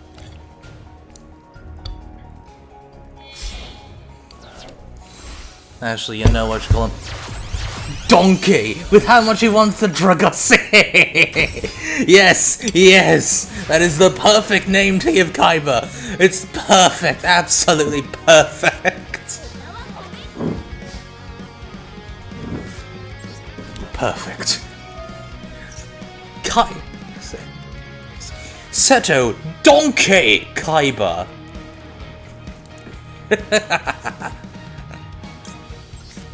Also, works with calling him a fucking donkey. That's true, actually, yeah. Hell nonsense. You and you. Secretarian Dragon. Now you cannot activate dragons, Kaiba. The dragons have abandoned you. They work for me now. I really should get a Draco Tail deck in real life, honestly. If I knew I'd actually buy them for the TCG cards. I mean, I have the Asian English ones, but, you know, I can't use those in Australia. I'm just gonna set Rahu. Maybe setting Flame, of course. And, oh, what's that? Is that the car tablet that contains the blue eyes? Yeah, I'm gonna destroy that. So now, you have to destroy everything you control. And no, the Heavenly Spheres cannot activate. Okay, that's going to get destroyed too. That's also going to get destroyed. What are you doing? What are you doing, Kaiba? Shrek or Gordon Ramsay, who knows? It appears that all of Kaiba's blood was drained from his brain, which is why he didn't play optimally. Now, can you tell me where the blood went?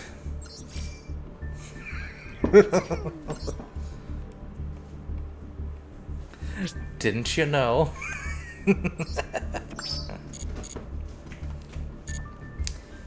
Now, in my case, don't mind the hacker on the motorcycle. I've been planning on making this deck. What a cruel joke it was for God to give man 2 heads and only have enough blood to run on one of them.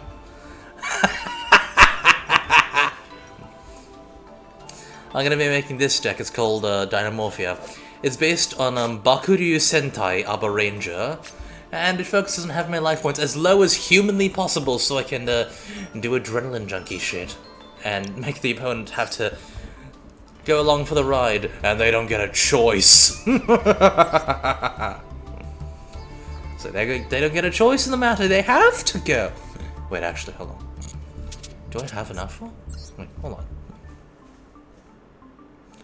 Do I actually have enough for the Vanquish Soul stuff? Oh, I could have had enough for it, but I spent an inclusion. Wait, hold on. You know, one day I'm going to play fighting games. I want to play Guilty Gear. I've heard the song Smell of the Game. I love the song. I love the message it's talks about. Well, more, yes, yells about. Of how norms, like social norms and shit like that, it doesn't really matter as long as you can actually be yourself and like be genuine. If it's in your way, then just like smash through it. I want to play that game one day. It's a pity you'll never don't get into fighting games. It's a pity you'll come out of still better than League. I mean, I can play by myself though, right? And plus, the song is really good. Oh, and there's Jacko. I want to know what the whole deal behind her is, other than her looks. There's also Baiken. I've seen certain videos, I like them. And also the little, like, the Suba is an eye patch thing, quite cool. And also, Bridget! I know of Bridget as a character. It was from the video by Sugar Punch on LGBT characters in video games, in fighting games. Bridget's like a really interesting character, I must say, so I want to know what's up with... Is Bridget a guy or a girl at this point, actually? It's like, is Bridget a guy who's cross-dressing, or is Bridget a trans woman? I do want to know the whole thing with Bridget. Trans girl. Ah, okay. I want to know what... I want to learn about her story and what the whole thing with her is. You know, other than the fact that biological boy raised as a girl because of, like, some weird curse, and then escaped eventually, and just like, well, that was bad, but, I'm Bridget, and I'm gonna do my own thing now. It's admirable. I mean, the whole idea of, like, the proud outcast, where they live how they want, regardless of what society is gonna gonna say about them. It's a rather admirable thing, and I want to be able to do that one day. I mean, at multiple times in my life, I've straight up called myself a monster, jokingly speaking, but at times I have felt like it, so it'd be quite amazing if I could actually be able to live that way, and apparently this guy's based on a Guilty Gear character, and I don't fucking know which one. She was originally forced to cross-dress because like a religious reason. Apparently, like, originally forced to cross-dress for religious reasons, and then she escaped there, but it was like, well, I mean, I don't like it. I mean, I was a girl back then. I was a girl, but, like, I didn't like the fact that I was forced to do that anyway, but now I can wear it because I want to. You know what game series you should get into? Valkyria Chronicles. Interesting, I'll check that. I'll go type that. Valkyria Chronicles. Oh, this looks interesting. That's an RPG. I do like RPGs. Oh, and also I have all the Devil May Cry games, except for the reboot. And in Yu-Gi-Oh, there is... This is just Dante. This is just Dante. Dante, in the flesh. Well, technically, Something Greater has a personality more like Nero, with the whole aggressive thing. This demon is in love with him, so possibly a demonic version of Kyrie, unless you're into the Dante Trish ships, but, well, I am certainly not. These are the Devil Arms, the very first Devil Trigger, Sin Devil Trigger, where she gets help alongside him. This is a giant coffin on his back. Let's make it the Devil Arms. Some of the best by how many character traits done, and some of the most Japanese representation of gay and bi characters. Oh, interesting. Yeah. And as to why I think that Lacrima is Kyrie instead of Trish, and why Engraver is more Nero than Dante, especially with Nero having a close personality to this guy. This thing, which is her giving him her true name as like a sign that she loves him, is literally called Kyrie. I think the, so for context for the story of Engraver, in order for him to get to weapons and to use demons' powers, he needs their true name. So what he'll do is that he'll beat the ever-living shit out of demons, force them to give him their true name, and then he's able to use their true name and, like, engrave it onto a dog tag, so he just feeds it to the giant devil arm on his back to make weapons, using the power of the demons. She is the first one who has willingly given her name to him, because the idea of a contract, she thought it was a wedding contract. Yes, really. So, Dante and Nero fuse together with a demon Gyaru girl who freaking loves him, where they fight a big threat, and he's got a foul mouth, which means definitely Nero. And yeah, they eventually get to the Sin-Double Trigger thing where they fight alongside each other, and you can tell that because she's right there and his hair is blonde. In that case, he gives full control to her, but instead of doing anything with it, she's more like, "Till death do us part," in a marriage sense. I mean, like, it is cute. It's a bit confusing how he didn't eventually realize, like, wait a minute, you're not normal. You're not a normal demon. What do you mean by our contract? Because you're not scared of me or anything like that. What do you mean? I was like, what do you mean you thought the contract was marriage? Alright, now I have my Vanquished Soul deck. I still need one more Stick to Soul, but it'll do. Now let's have some fun! Now, with your warnings, I will say, I still want to get into Guilty Gear. I will try and avoid the toxic community though, but I will be doing combos one day. One day. It's worth it for Bridget and Biken. It is worth it for them.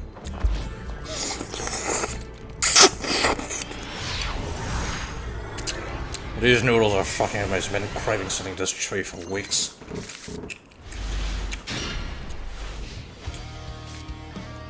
I don't have another Vanquished Soul.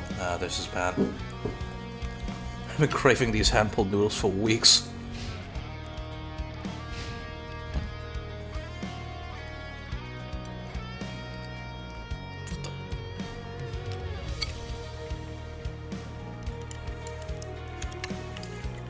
I was mostly joking about not getting the fighting game community to properly chill. I do actually know that a lot of the fighting game community is chill. I mean, I think there's only one incident where they weren't, which was like with a Skullgirls player. I don't know what was up with that. I think it was like Sonic Fox or something.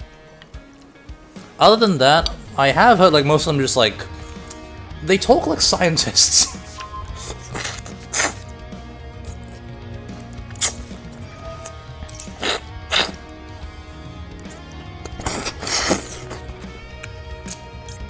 Night.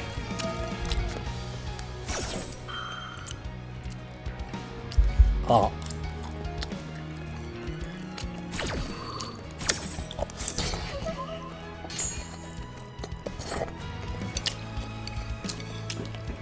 Like, other than the thing with, like, I heard, like, on the internet somewhere about, like, a guy called Sonic Fox, and where a certain part of the Skullgirls community didn't like the fact that a character they liked on the stage would cycle between her and, well, him.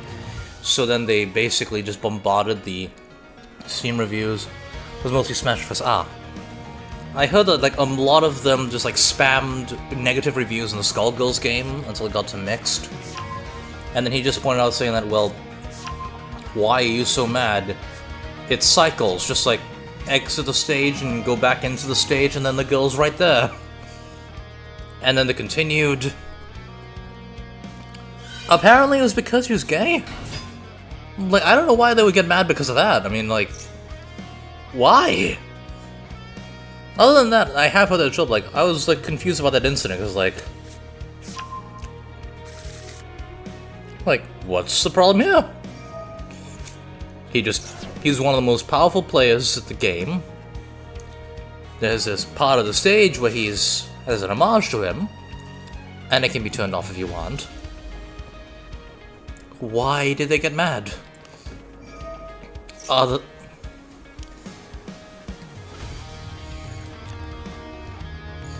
Most part is more so a genuine dislike for Sonic Fox by Bit. Ah, that's why! Since he's gay, he's black, and he's a furry. Ah, it was bigots, that makes a lot more sense, yeah. Those kinds of people ruin the fun for everyone, like, why? Yeah. Okay, now I understand.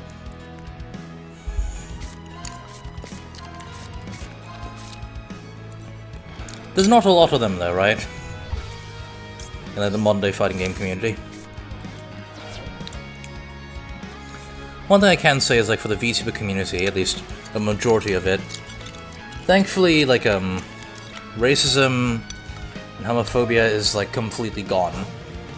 The sexism thing, it's female dominated, and you won't exactly find a lot of misogynists on here who don't get destroyed.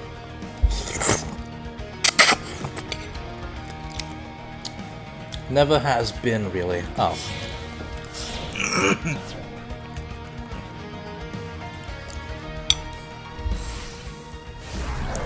I wonder what the overlap between, like, VTubers and the fighting game community are. I mean, I know that Rosemi Lovelock was really into Tekken, and, a certain president-themed VTuber who happens to have a similar voice, but for legal purposes and can neither be confirmed nor denied to be Rosemi Lovelock, also loves Tekken. Europe isn't super big in the FGs for the fighting game community, for what I know. You kind of can't be an entrepreneur person as well across the world, like Asia and the US. Oh yeah.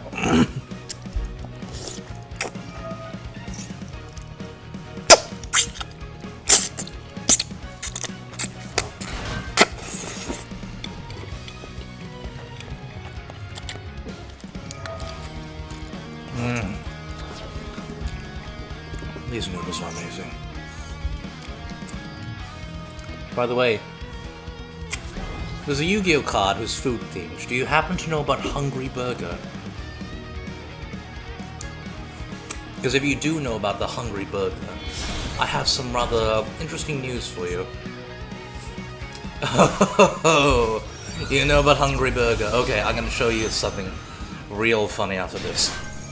Gabba Slayer. Gabba Gabba. Gabarincho.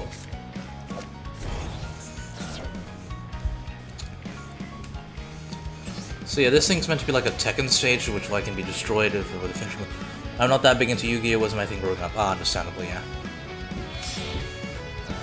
I think I got into this game when I was like 16-ish. Well, I read the manga, and then I was like, oh, cool. So I got like a Yu-Gi starter deck, and then I eventually learned, oh wait, the game is significantly different. What the fuck happened? And then I saw it was much faster, and I found decks I liked, and I was like, oh, actually, this is good. I like this.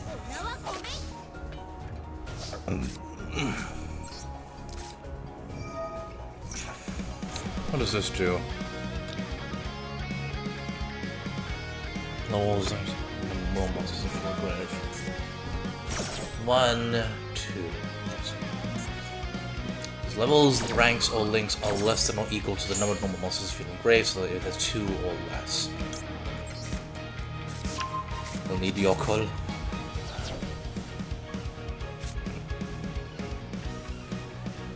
It's Earth, it's dark. What the? Huh? Why can't I summon? Oh! That arsehole. Never mind, I can't win this. I'm gonna go show you Hungry Burger. Okay, so, as you are familiar, Hungry Burger is a ritual monster who is a warrior for some reason. They have decided to give this burger actual lore and support. So, first of all, this guy on the ritual is a demonic chef. This burger which has no cheese or sauce, is not actually just any burger. No, this is a burger who belongs to a Michelin star restaurant. Welcome to the Nouvelle Restaurant, a 3-star Michelin restaurant run by, where the head chef was that demon guy you saw earlier, who seemingly was a Japanese chef who learned about French cooking. Wouldn't be the first time I've heard of that. I mean, the first time was a patissier who was also in the French Foreign Legion, but let's not worry about that. We have his 2 chefs, Poissonnière de Nouvelle, the one who specializes in fish dishes. Her name literally means fish wife. And Chef de Nouvelle, he's a sous chef. They have a rivalry with an Italian patissier. Of course, the Monster Burger doesn't have any cheese, not draw deck to just exert your people. Yeah. So, these 2 chefs in this restaurant have it where you will be given the menu. I am not French, I do not know how to pronounce this part. Anyway, the thing with their food is that, are you familiar with who King Solomon is? This is a relevant question. Are you familiar with who King Solomon is?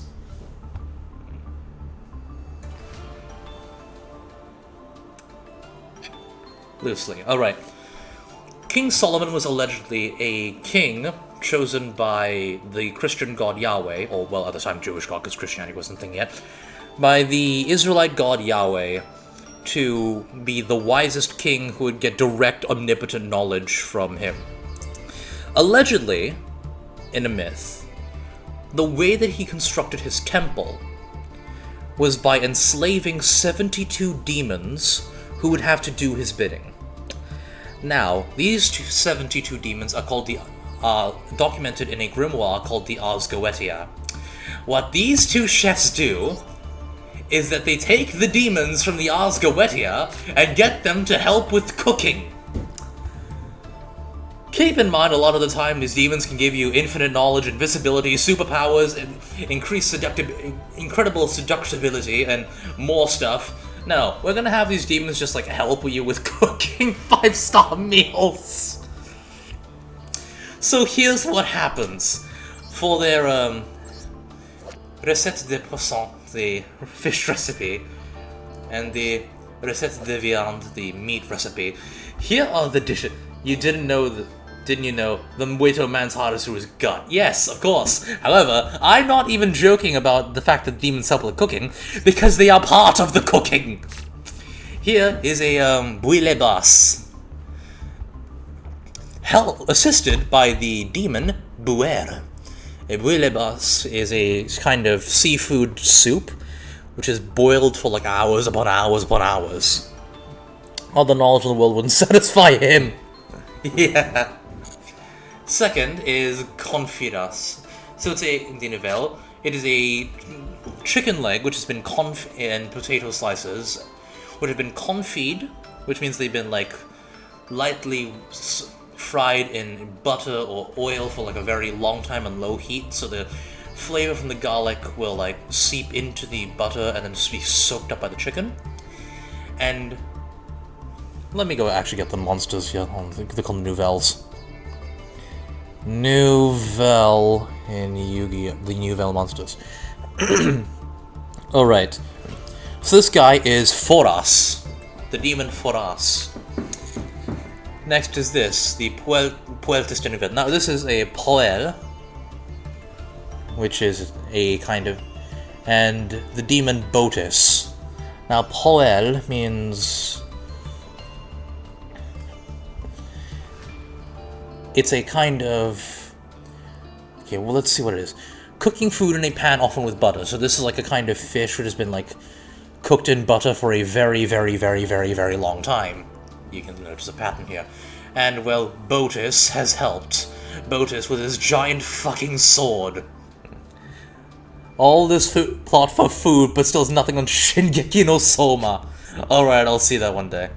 Next, a Fagua, which has been assisted by the demon Glacia labolus.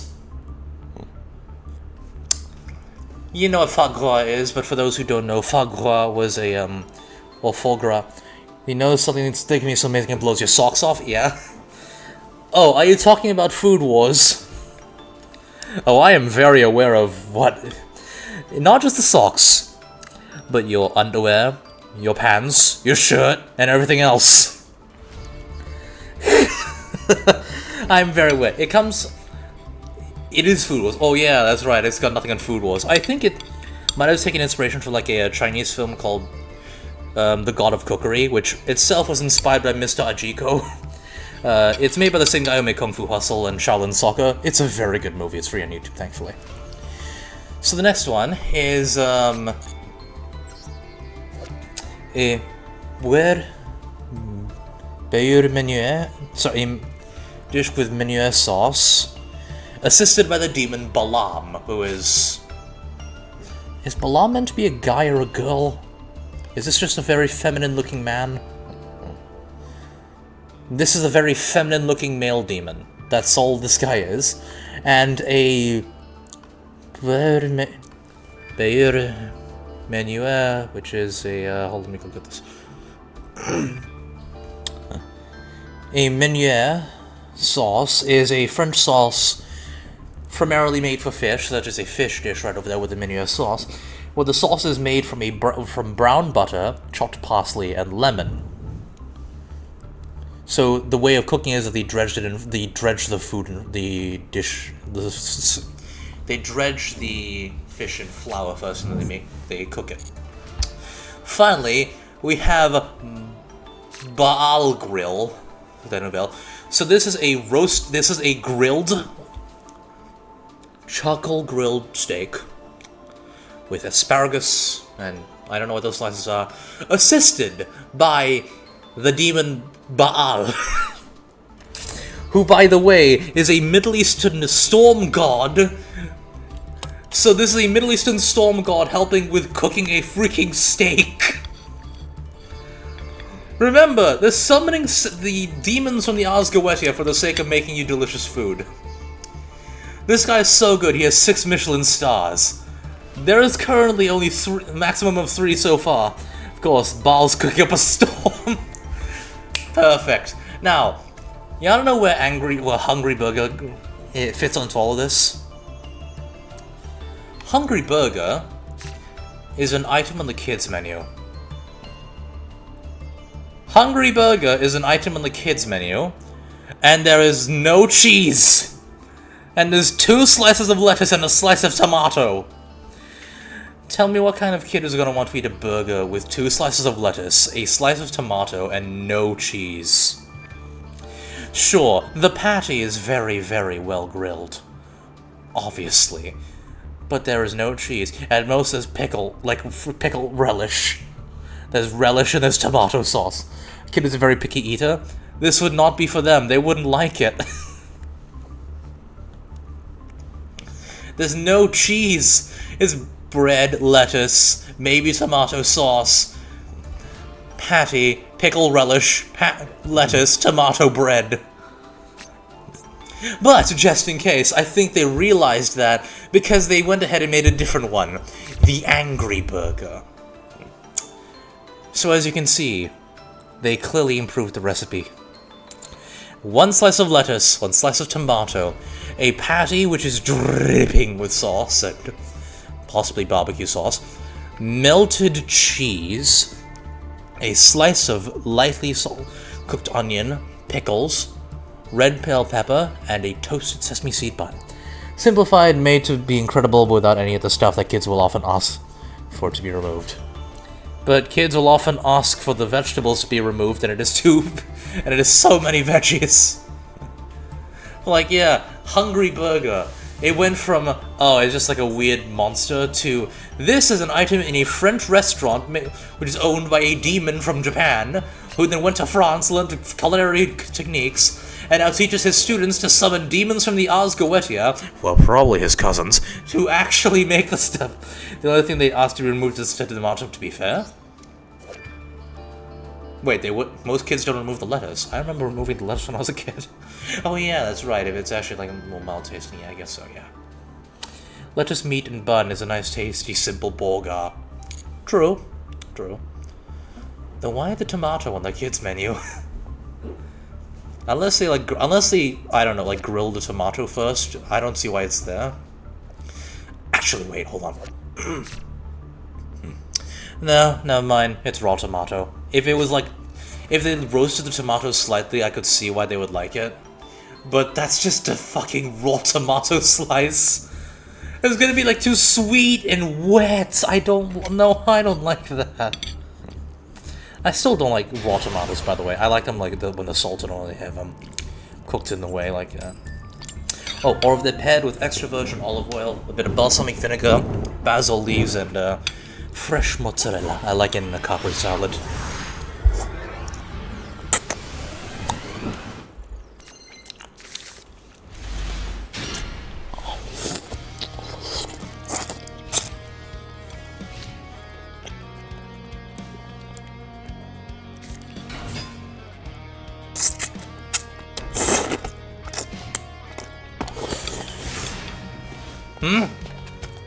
What the? To be fair, most people dislike tomato because the whole tomato is too much give on the outside and too squishy on the inside, so sliced tomato actually doesn't have much problem. It isn't taste why kids dislike tomato so much. Oh, I guess I'm an outlier then. Alright. I guess I was just like a really picky eater when I was younger. Oh wait, yeah, that was probably a very picky... Oh yeah, I was a picky eater when I was young. Like when I was a kid, yeah.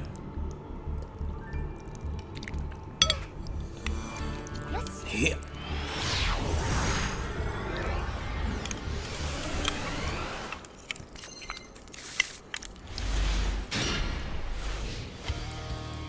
Ooh! Finally gonna do something to duck and fire. Yes! We have our game plan! We have our game plan.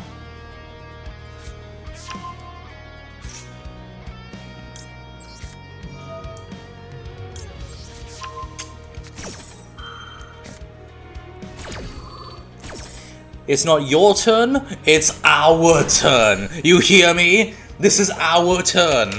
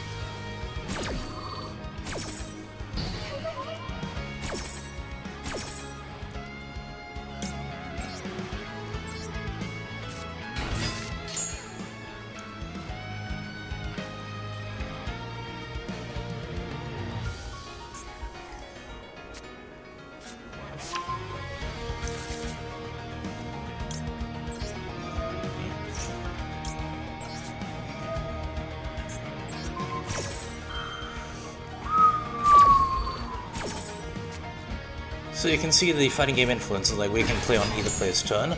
This isn't one of the new decks which does this. This is a deck that was ahead of its time, actually.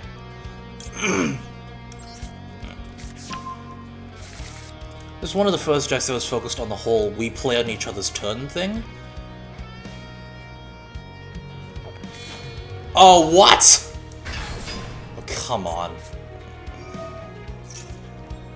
This guy is still around, it seems. Like, it takes up your normal summon. Why can't you just get a kaiju?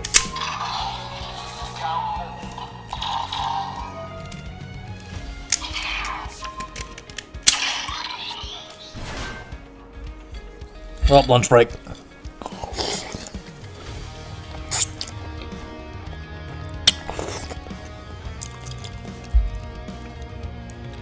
Ow, bit my cheek again.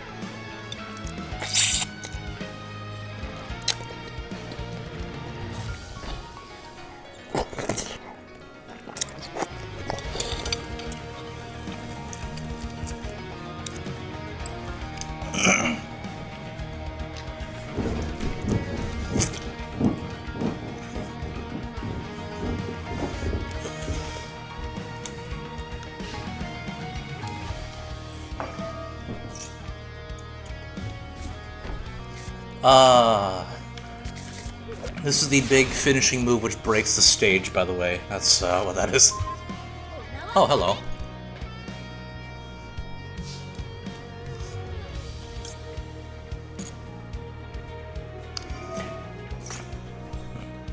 Ow.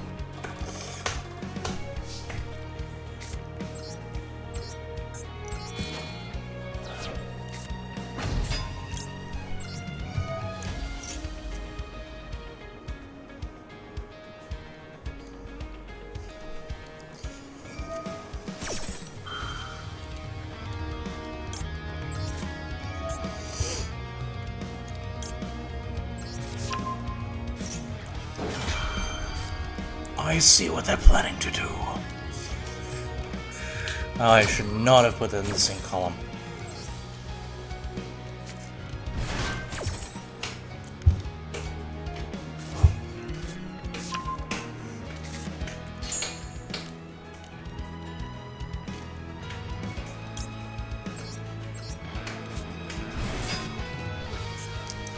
Earth and Dark, I gotta take over muscle memory controls.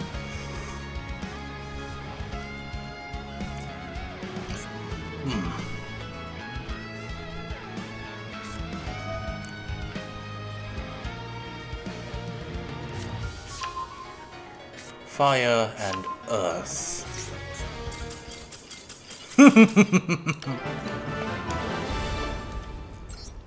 Barely a drop of blood spent.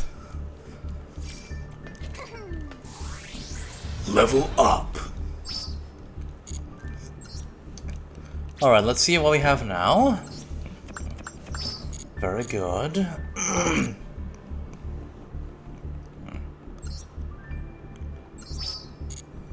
Very nice.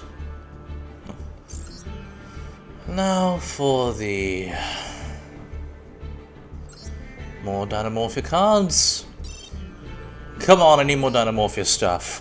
I want to be able to play with as little life points as possible and then smack my opponent in the jaw with 3,958 damage.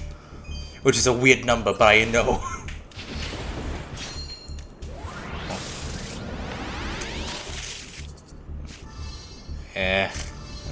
Okay, I have you already, though. Actually, no, I don't. Okay, that's actually serious. I need the boss monster for the Dynamorphia archetype. I have the deck in real life, by the way. Hey, Gina! Perfect.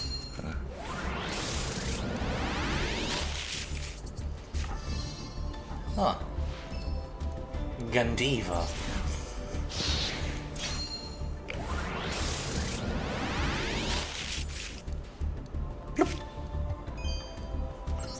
Oh, it's glossy. Cool. It's a card I'm never gonna use, though. Another Dynamorphia boss monster, if you kindly. Yes! Yeah!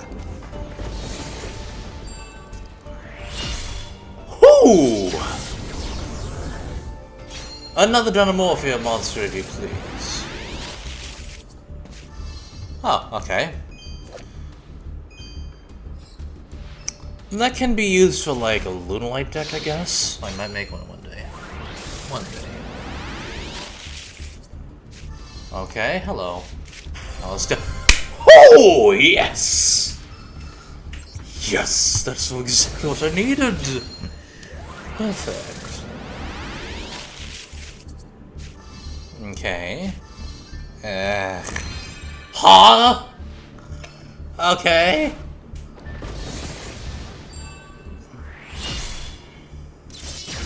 Okay. Let's see what we have here. Okay. Oh, good.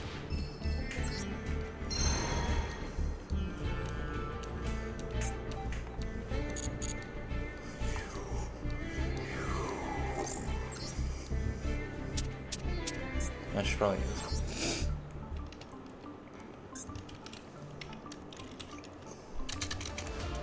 Dino Morphine.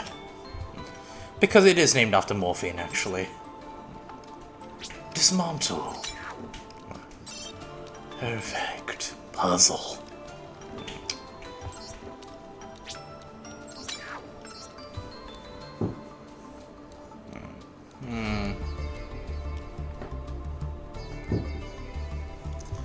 Okay.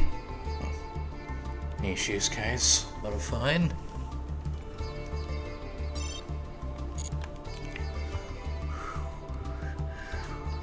One, two, 3, 4, 5, 6, 7, 8, 9, 10, 11 times 30. I need 330 of these. Super res less of concern.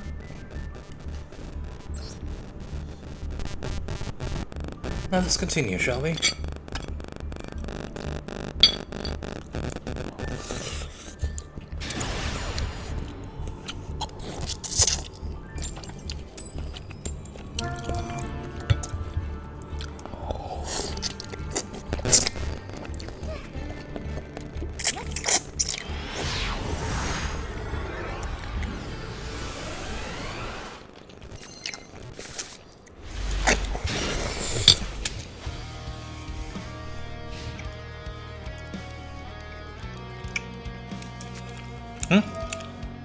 My input was loose.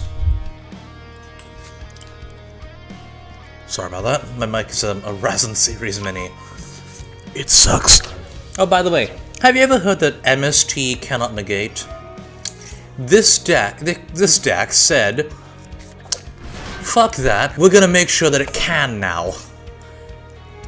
When Mystical Space Typhoon is activated, you can target a face-up card your opponent controls and negate its effects. MST can negate! A lot of static was coming from it. Oh yeah, it sucks, sorry. MST can negate these nuts. Yes.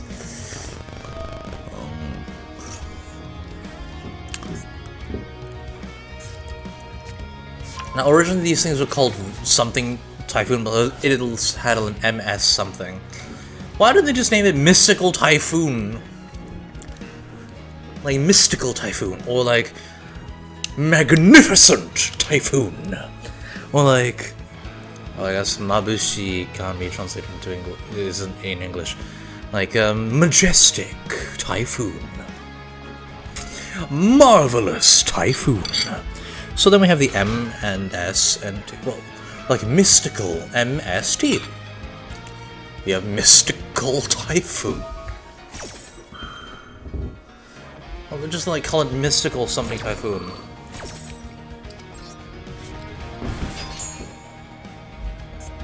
I also don't know what these things are named, are based on. They look like, I mean, peacocks, and like that's a phoenix, obviously, but like, oh, I don't know.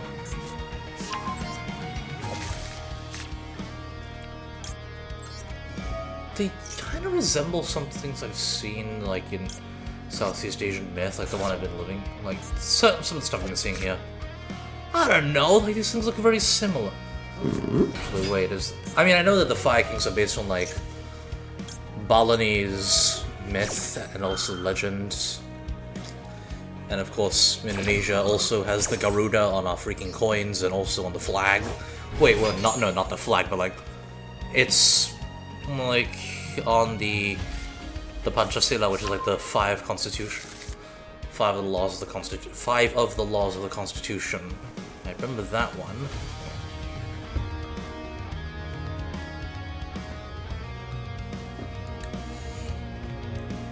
Okay, now this is a good thing, so that way it actually will restrict who gets to use it. This link summon at MST. Can target 2 monsters in the field, including itself, place them in. Oh. We're not allowing you to do that.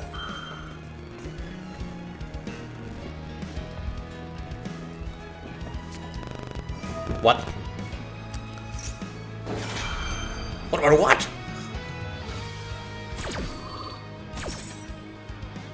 Okay, so it's... okay... MST.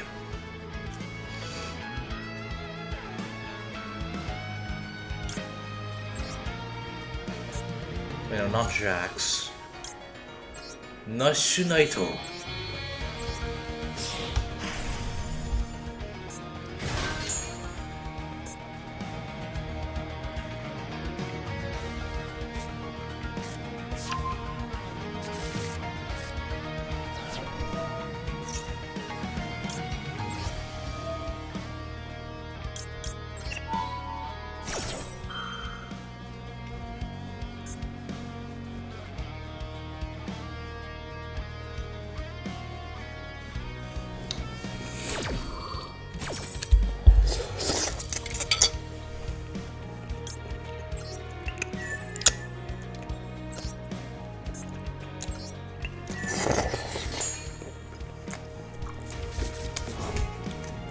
That monster's free removal. Oh!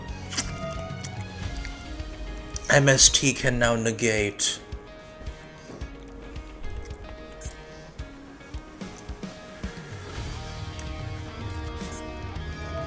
Oh! MST's gonna negate my monster now. Wait, permanently?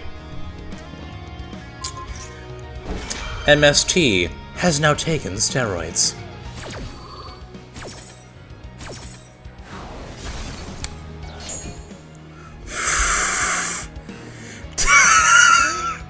The fact it can do this now is hilarious.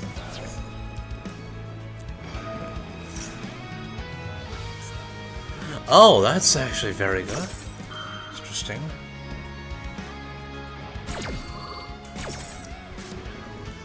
Radiant Typhoon Phoenix. So activated took 2 cuts upon control shovel into the day. Oh! Oh!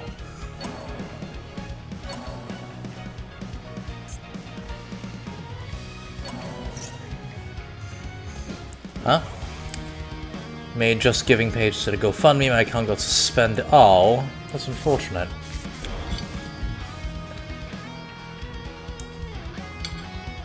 Wait, why did it get? What did it get suspended?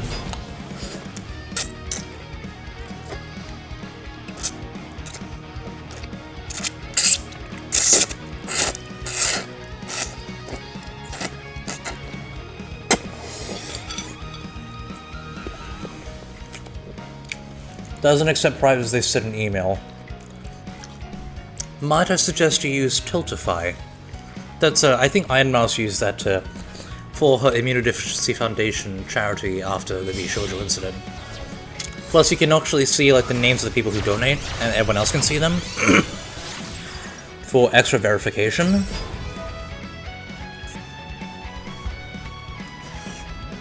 It's Hreisvelga or Hreisvelga, the Desperate Doom Eagle. Last I checked, Nordic myth doesn't have mechanical birds, but sure. Hreisvelga.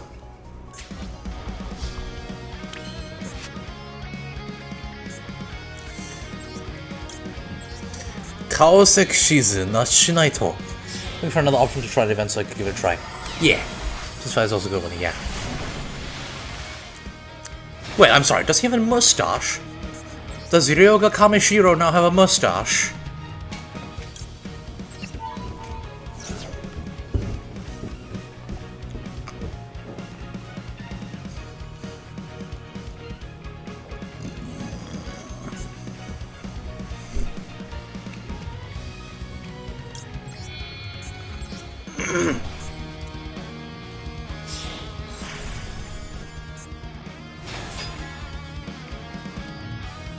And now I can destroy you.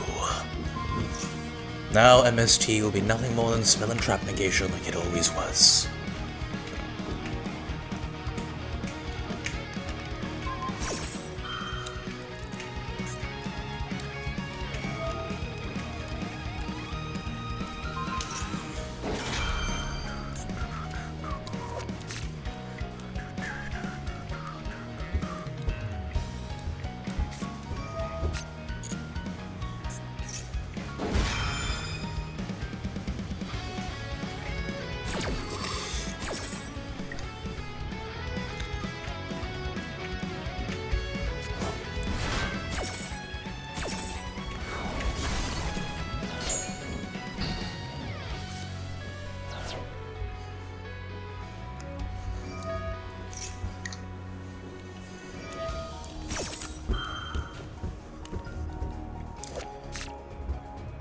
Yeah, seriously, this thing looks... Is this thing meant to be Ganesha?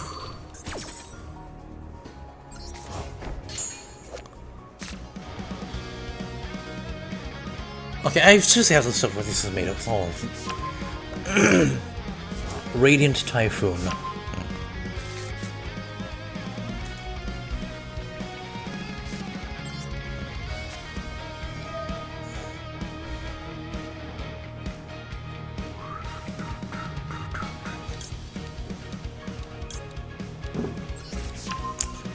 Kenran. Dazzling. So it's Dazzling Storm. Oh, and Mystical Space Typhoon is just called Cyclone in the Japanese. Oh, these are named after... They're named after gods and mythical creatures associated with rainstorms and thunder. The lower-level monsters named after tropical cyclones in Asia. Well then, it seems that I've met them before. Because goddammit, I keep seeing typhoons and fucking monsoons everywhere. Everywhere! So Megala.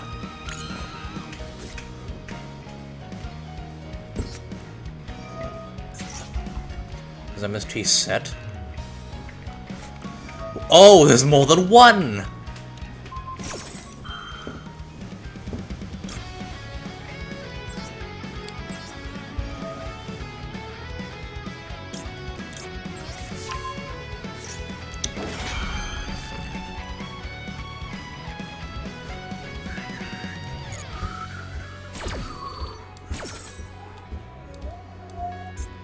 Wait, cat's protection? If you don't mind me asking, what the hell has been happening to cats?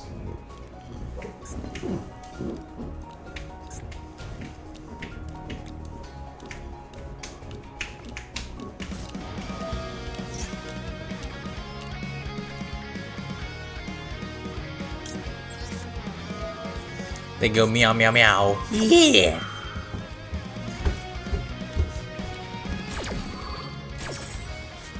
Sometimes they go in a place that can meow, say, oh.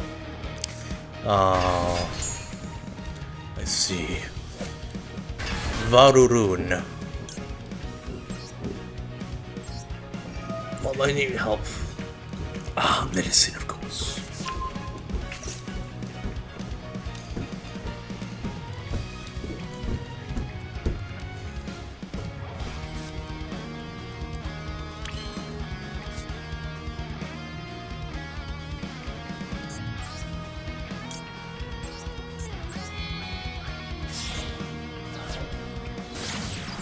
Rock of the Vanquisher.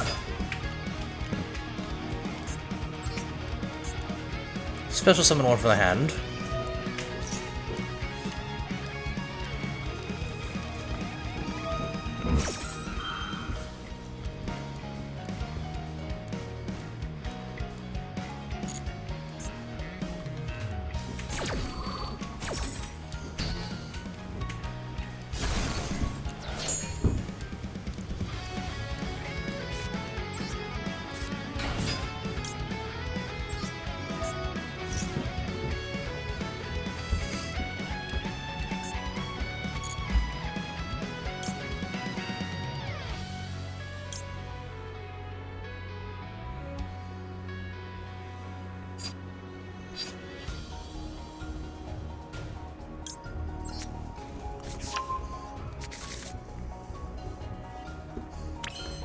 Can you see my next course of action?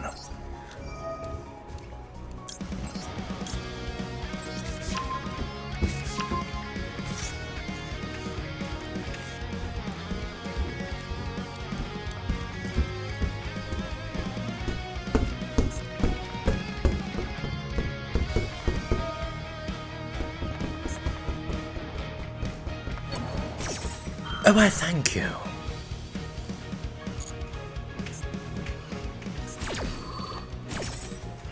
You will find, however, that I have suitable monsters in order to actually do my plays.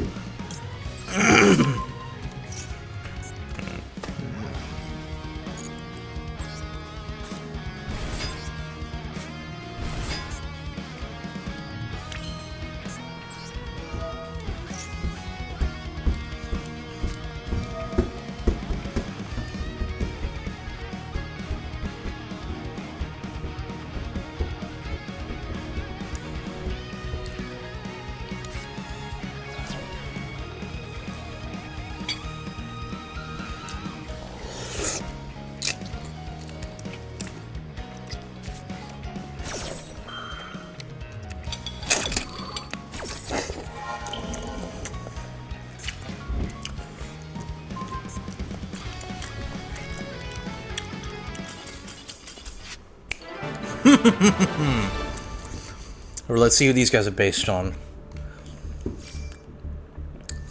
Phoenix is based on the Thunderbird and the Phoenix. Vaurun is based on Varuna. Varuna is a Vedic deity of one of the earliest gods in the Vedic pantheon, whose role underwent significant transformation from the Vedic to the Puranic eras. In the early Vedic era, Varuna is seen as a god sovereign ruling over the sky and embodying divine authority. The king of the Asuras, who gained the status of a Deva, serving as chief of the Adityas. Of the Adityas, a group of celestial deities, maintains truth. And Rita? It's an R with a dot underneath the R, and then TA. And cosmic moral order. Okay, so very, very big. Which religion is this guy from? Hindu. He's a Hindu god. Crocea is based on Crosa. It's a typhoon.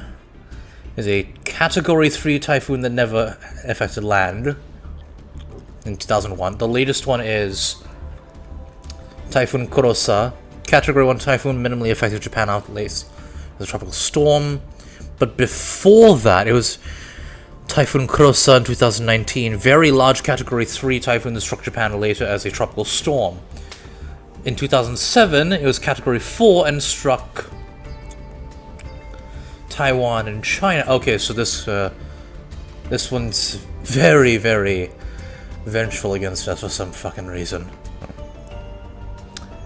And that one would be the peacock one. Varun is the jellyfish-looking guy.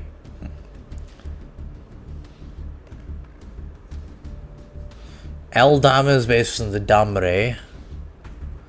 The Damre is a kind of storm. Category 5 typhoon. Swen is based on Sun Wukong? What? Oh. Okay, I can see that. Yeah, I can see that. Okay. I fucking knew they were Asian deities. I fucking knew it. No wonder they look so familiar. Because Sun Wukong has been a bloody character in every... just monkeying around. Yeah, after he became a Buddha, he just decided, you know what, I'm just gonna like have some fun. No wonder I recognized them. Sun Wukong has been a character in all of the stories I was told as a child. It'll be fine. Yeah, assuming that he doesn't accidentally piss someone off and then decides I'm gonna smash him in the face with the pillow.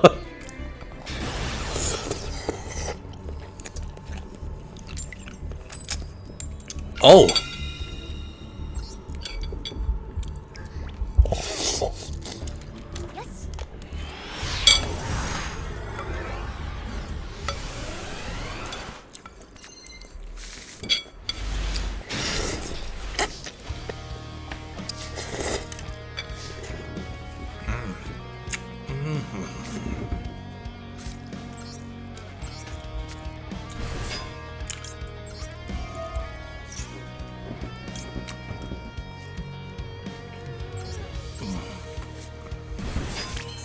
tasty.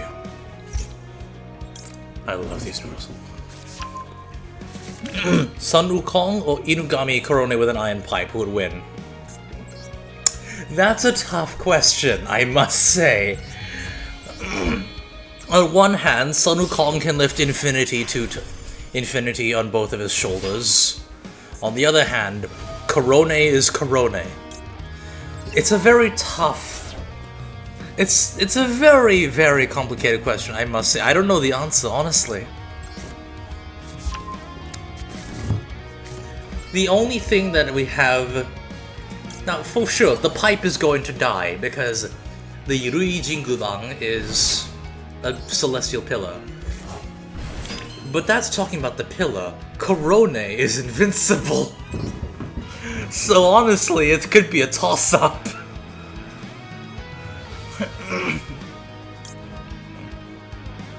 Wukong lifts the pillar, but his heart explodes from Korone's adorableness. True. One thing that True, that is true. Actually, wait, no, never mind. It doesn't affect him either, because he seemingly is not affected by cuteness at all. The millions of times I've seen people try to say, like, oh, please spare... Like, one of the Yao Guai is like, oh, please, spare me. It's like, no. No.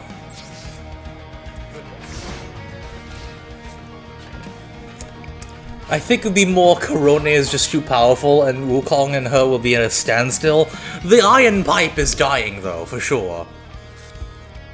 Because the Rui Jingubang is just... It's too big, too heavy, it can change size.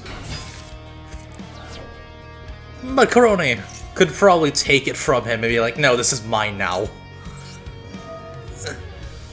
It's like, これは私のもの.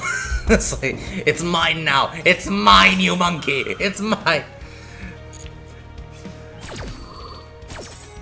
I think, like, in all of the myths I've heard of Wukong, like in Journey to the West,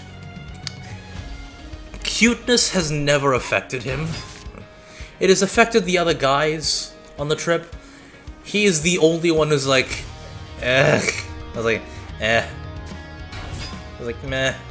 I don't really get it. I think it's like the only guy. I think, albeit most of the time, it's because like a lot of the Yao Guai try and trick the monk, Shenzong. They try and trick him into actually helping. It's like, oh, please come with us to the suspicious cave where we need help, even though it's a very suspicious cave. And then what happens is, Wukong, with his special eyes, looks at them and is like, I can see a true form, you know. And then he just doesn't fall for it at all. So, like, that one, sure. I also know the amount of times Yao Guai have tried to seduce other members of his party, and then they fall for it. But he, well, Wukong is asexual, so he doesn't.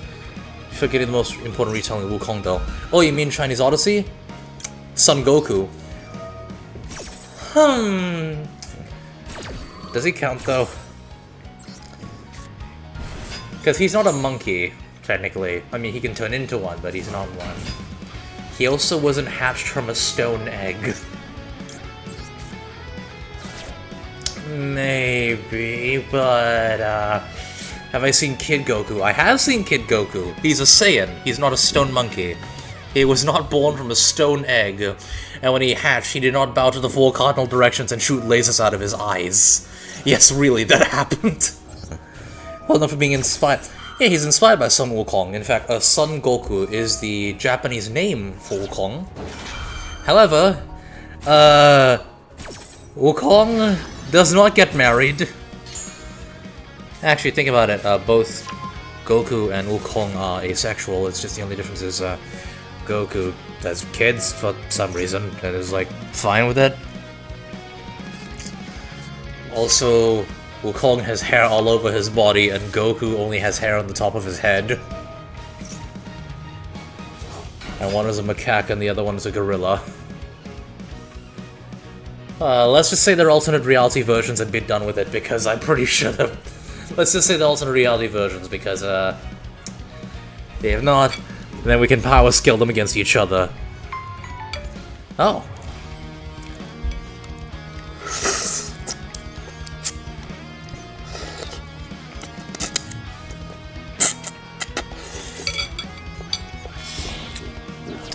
Go to window to take over? Oh yeah, sure. So as you can tell, the Live Twin and Evil Twin deck are based on VTubers. They're Phantom Thieves who are VTubers on the side, and their premium members can ask them to steal. They can ask them to steal stuff, and they do it. So they're VTubers where their extra goals. It's like, we got a sub goal. Looks like we're gonna be stealing the. We're gonna be stealing the Declaration of Independence from America. We're gonna fly to America and then go to and steal the Declaration of Independence. Or like, we're gonna be stealing these million-old artifacts and nobody can stop us. And these two are rivals. Nicolas Cage VTuber Wen. I think there's a couple decks that are based on a few of his movies, or like similar archetypes. But for Nicolas Cage, I don't think this game could possibly handle the power of Nick Cage.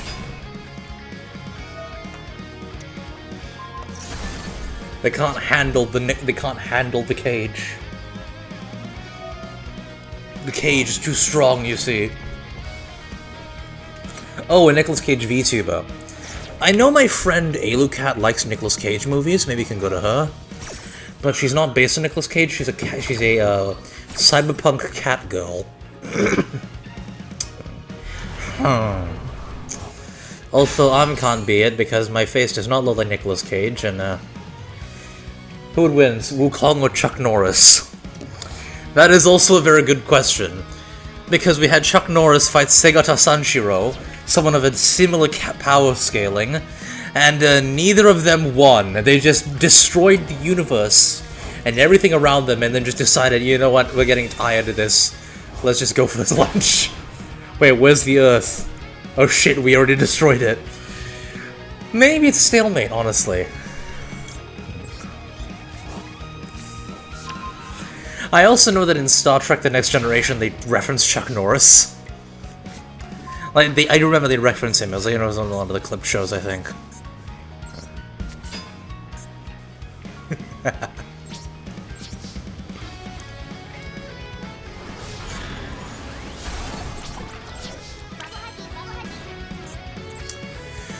Zeus! Divine Arsenal, AA Zeus, Sky Thunder.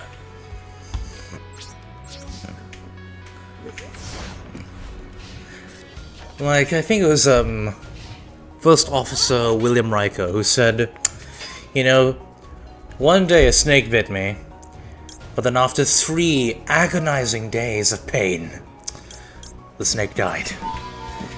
So he did reference Chuck Norris. Chuck Norris is so powerful, he's being referenced in the future. The far, far future in the final frontier. No.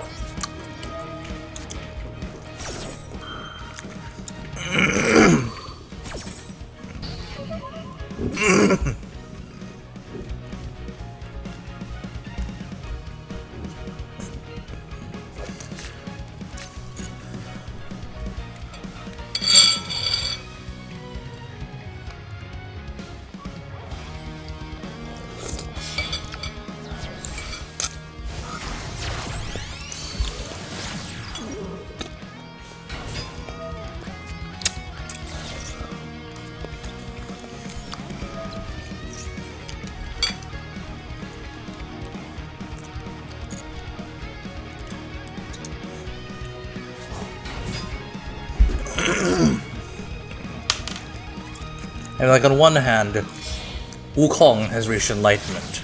On the other hand, Chuck Norris is in a similar state to enlightenment by default, that being, he is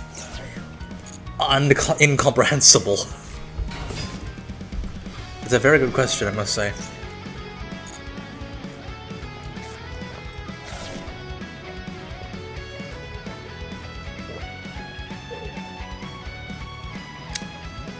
That is some nice tea.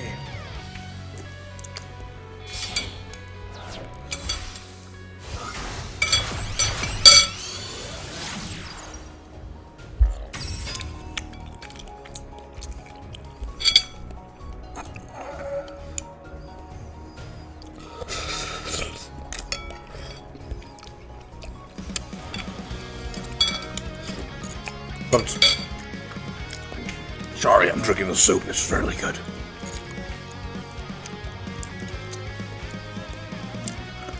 So Dante is now making a devil arm.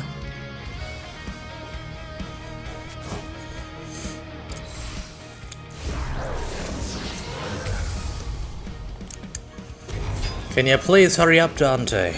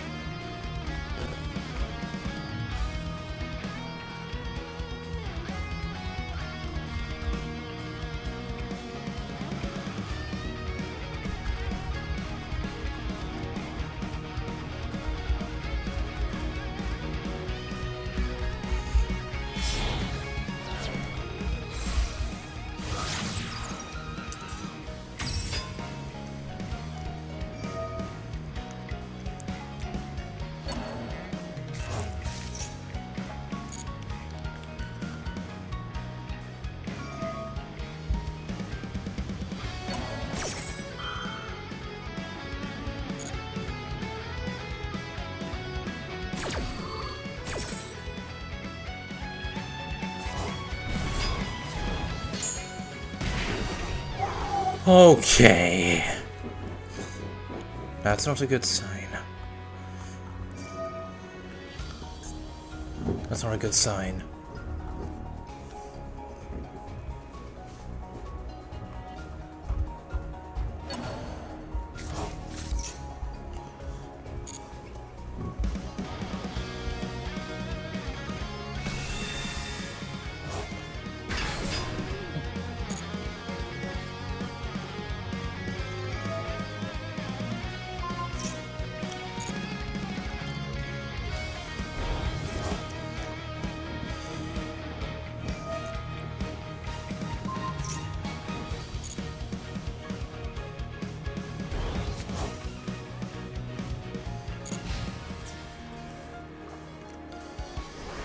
Shit. Well, looks like it could take over, mate. I'm gonna die. GG, everyone.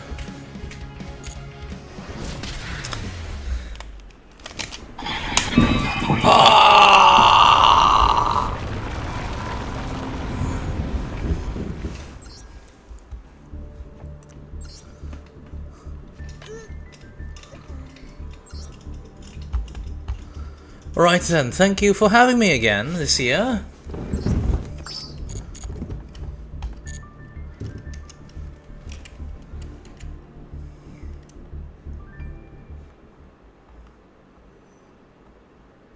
Now, if all should be going according to plan, King here will be taking over, and I will be ending my stream tonight. Please donate if you can, if you see me. And, if by any chance a green alien named Sora ends up being part of 5 days,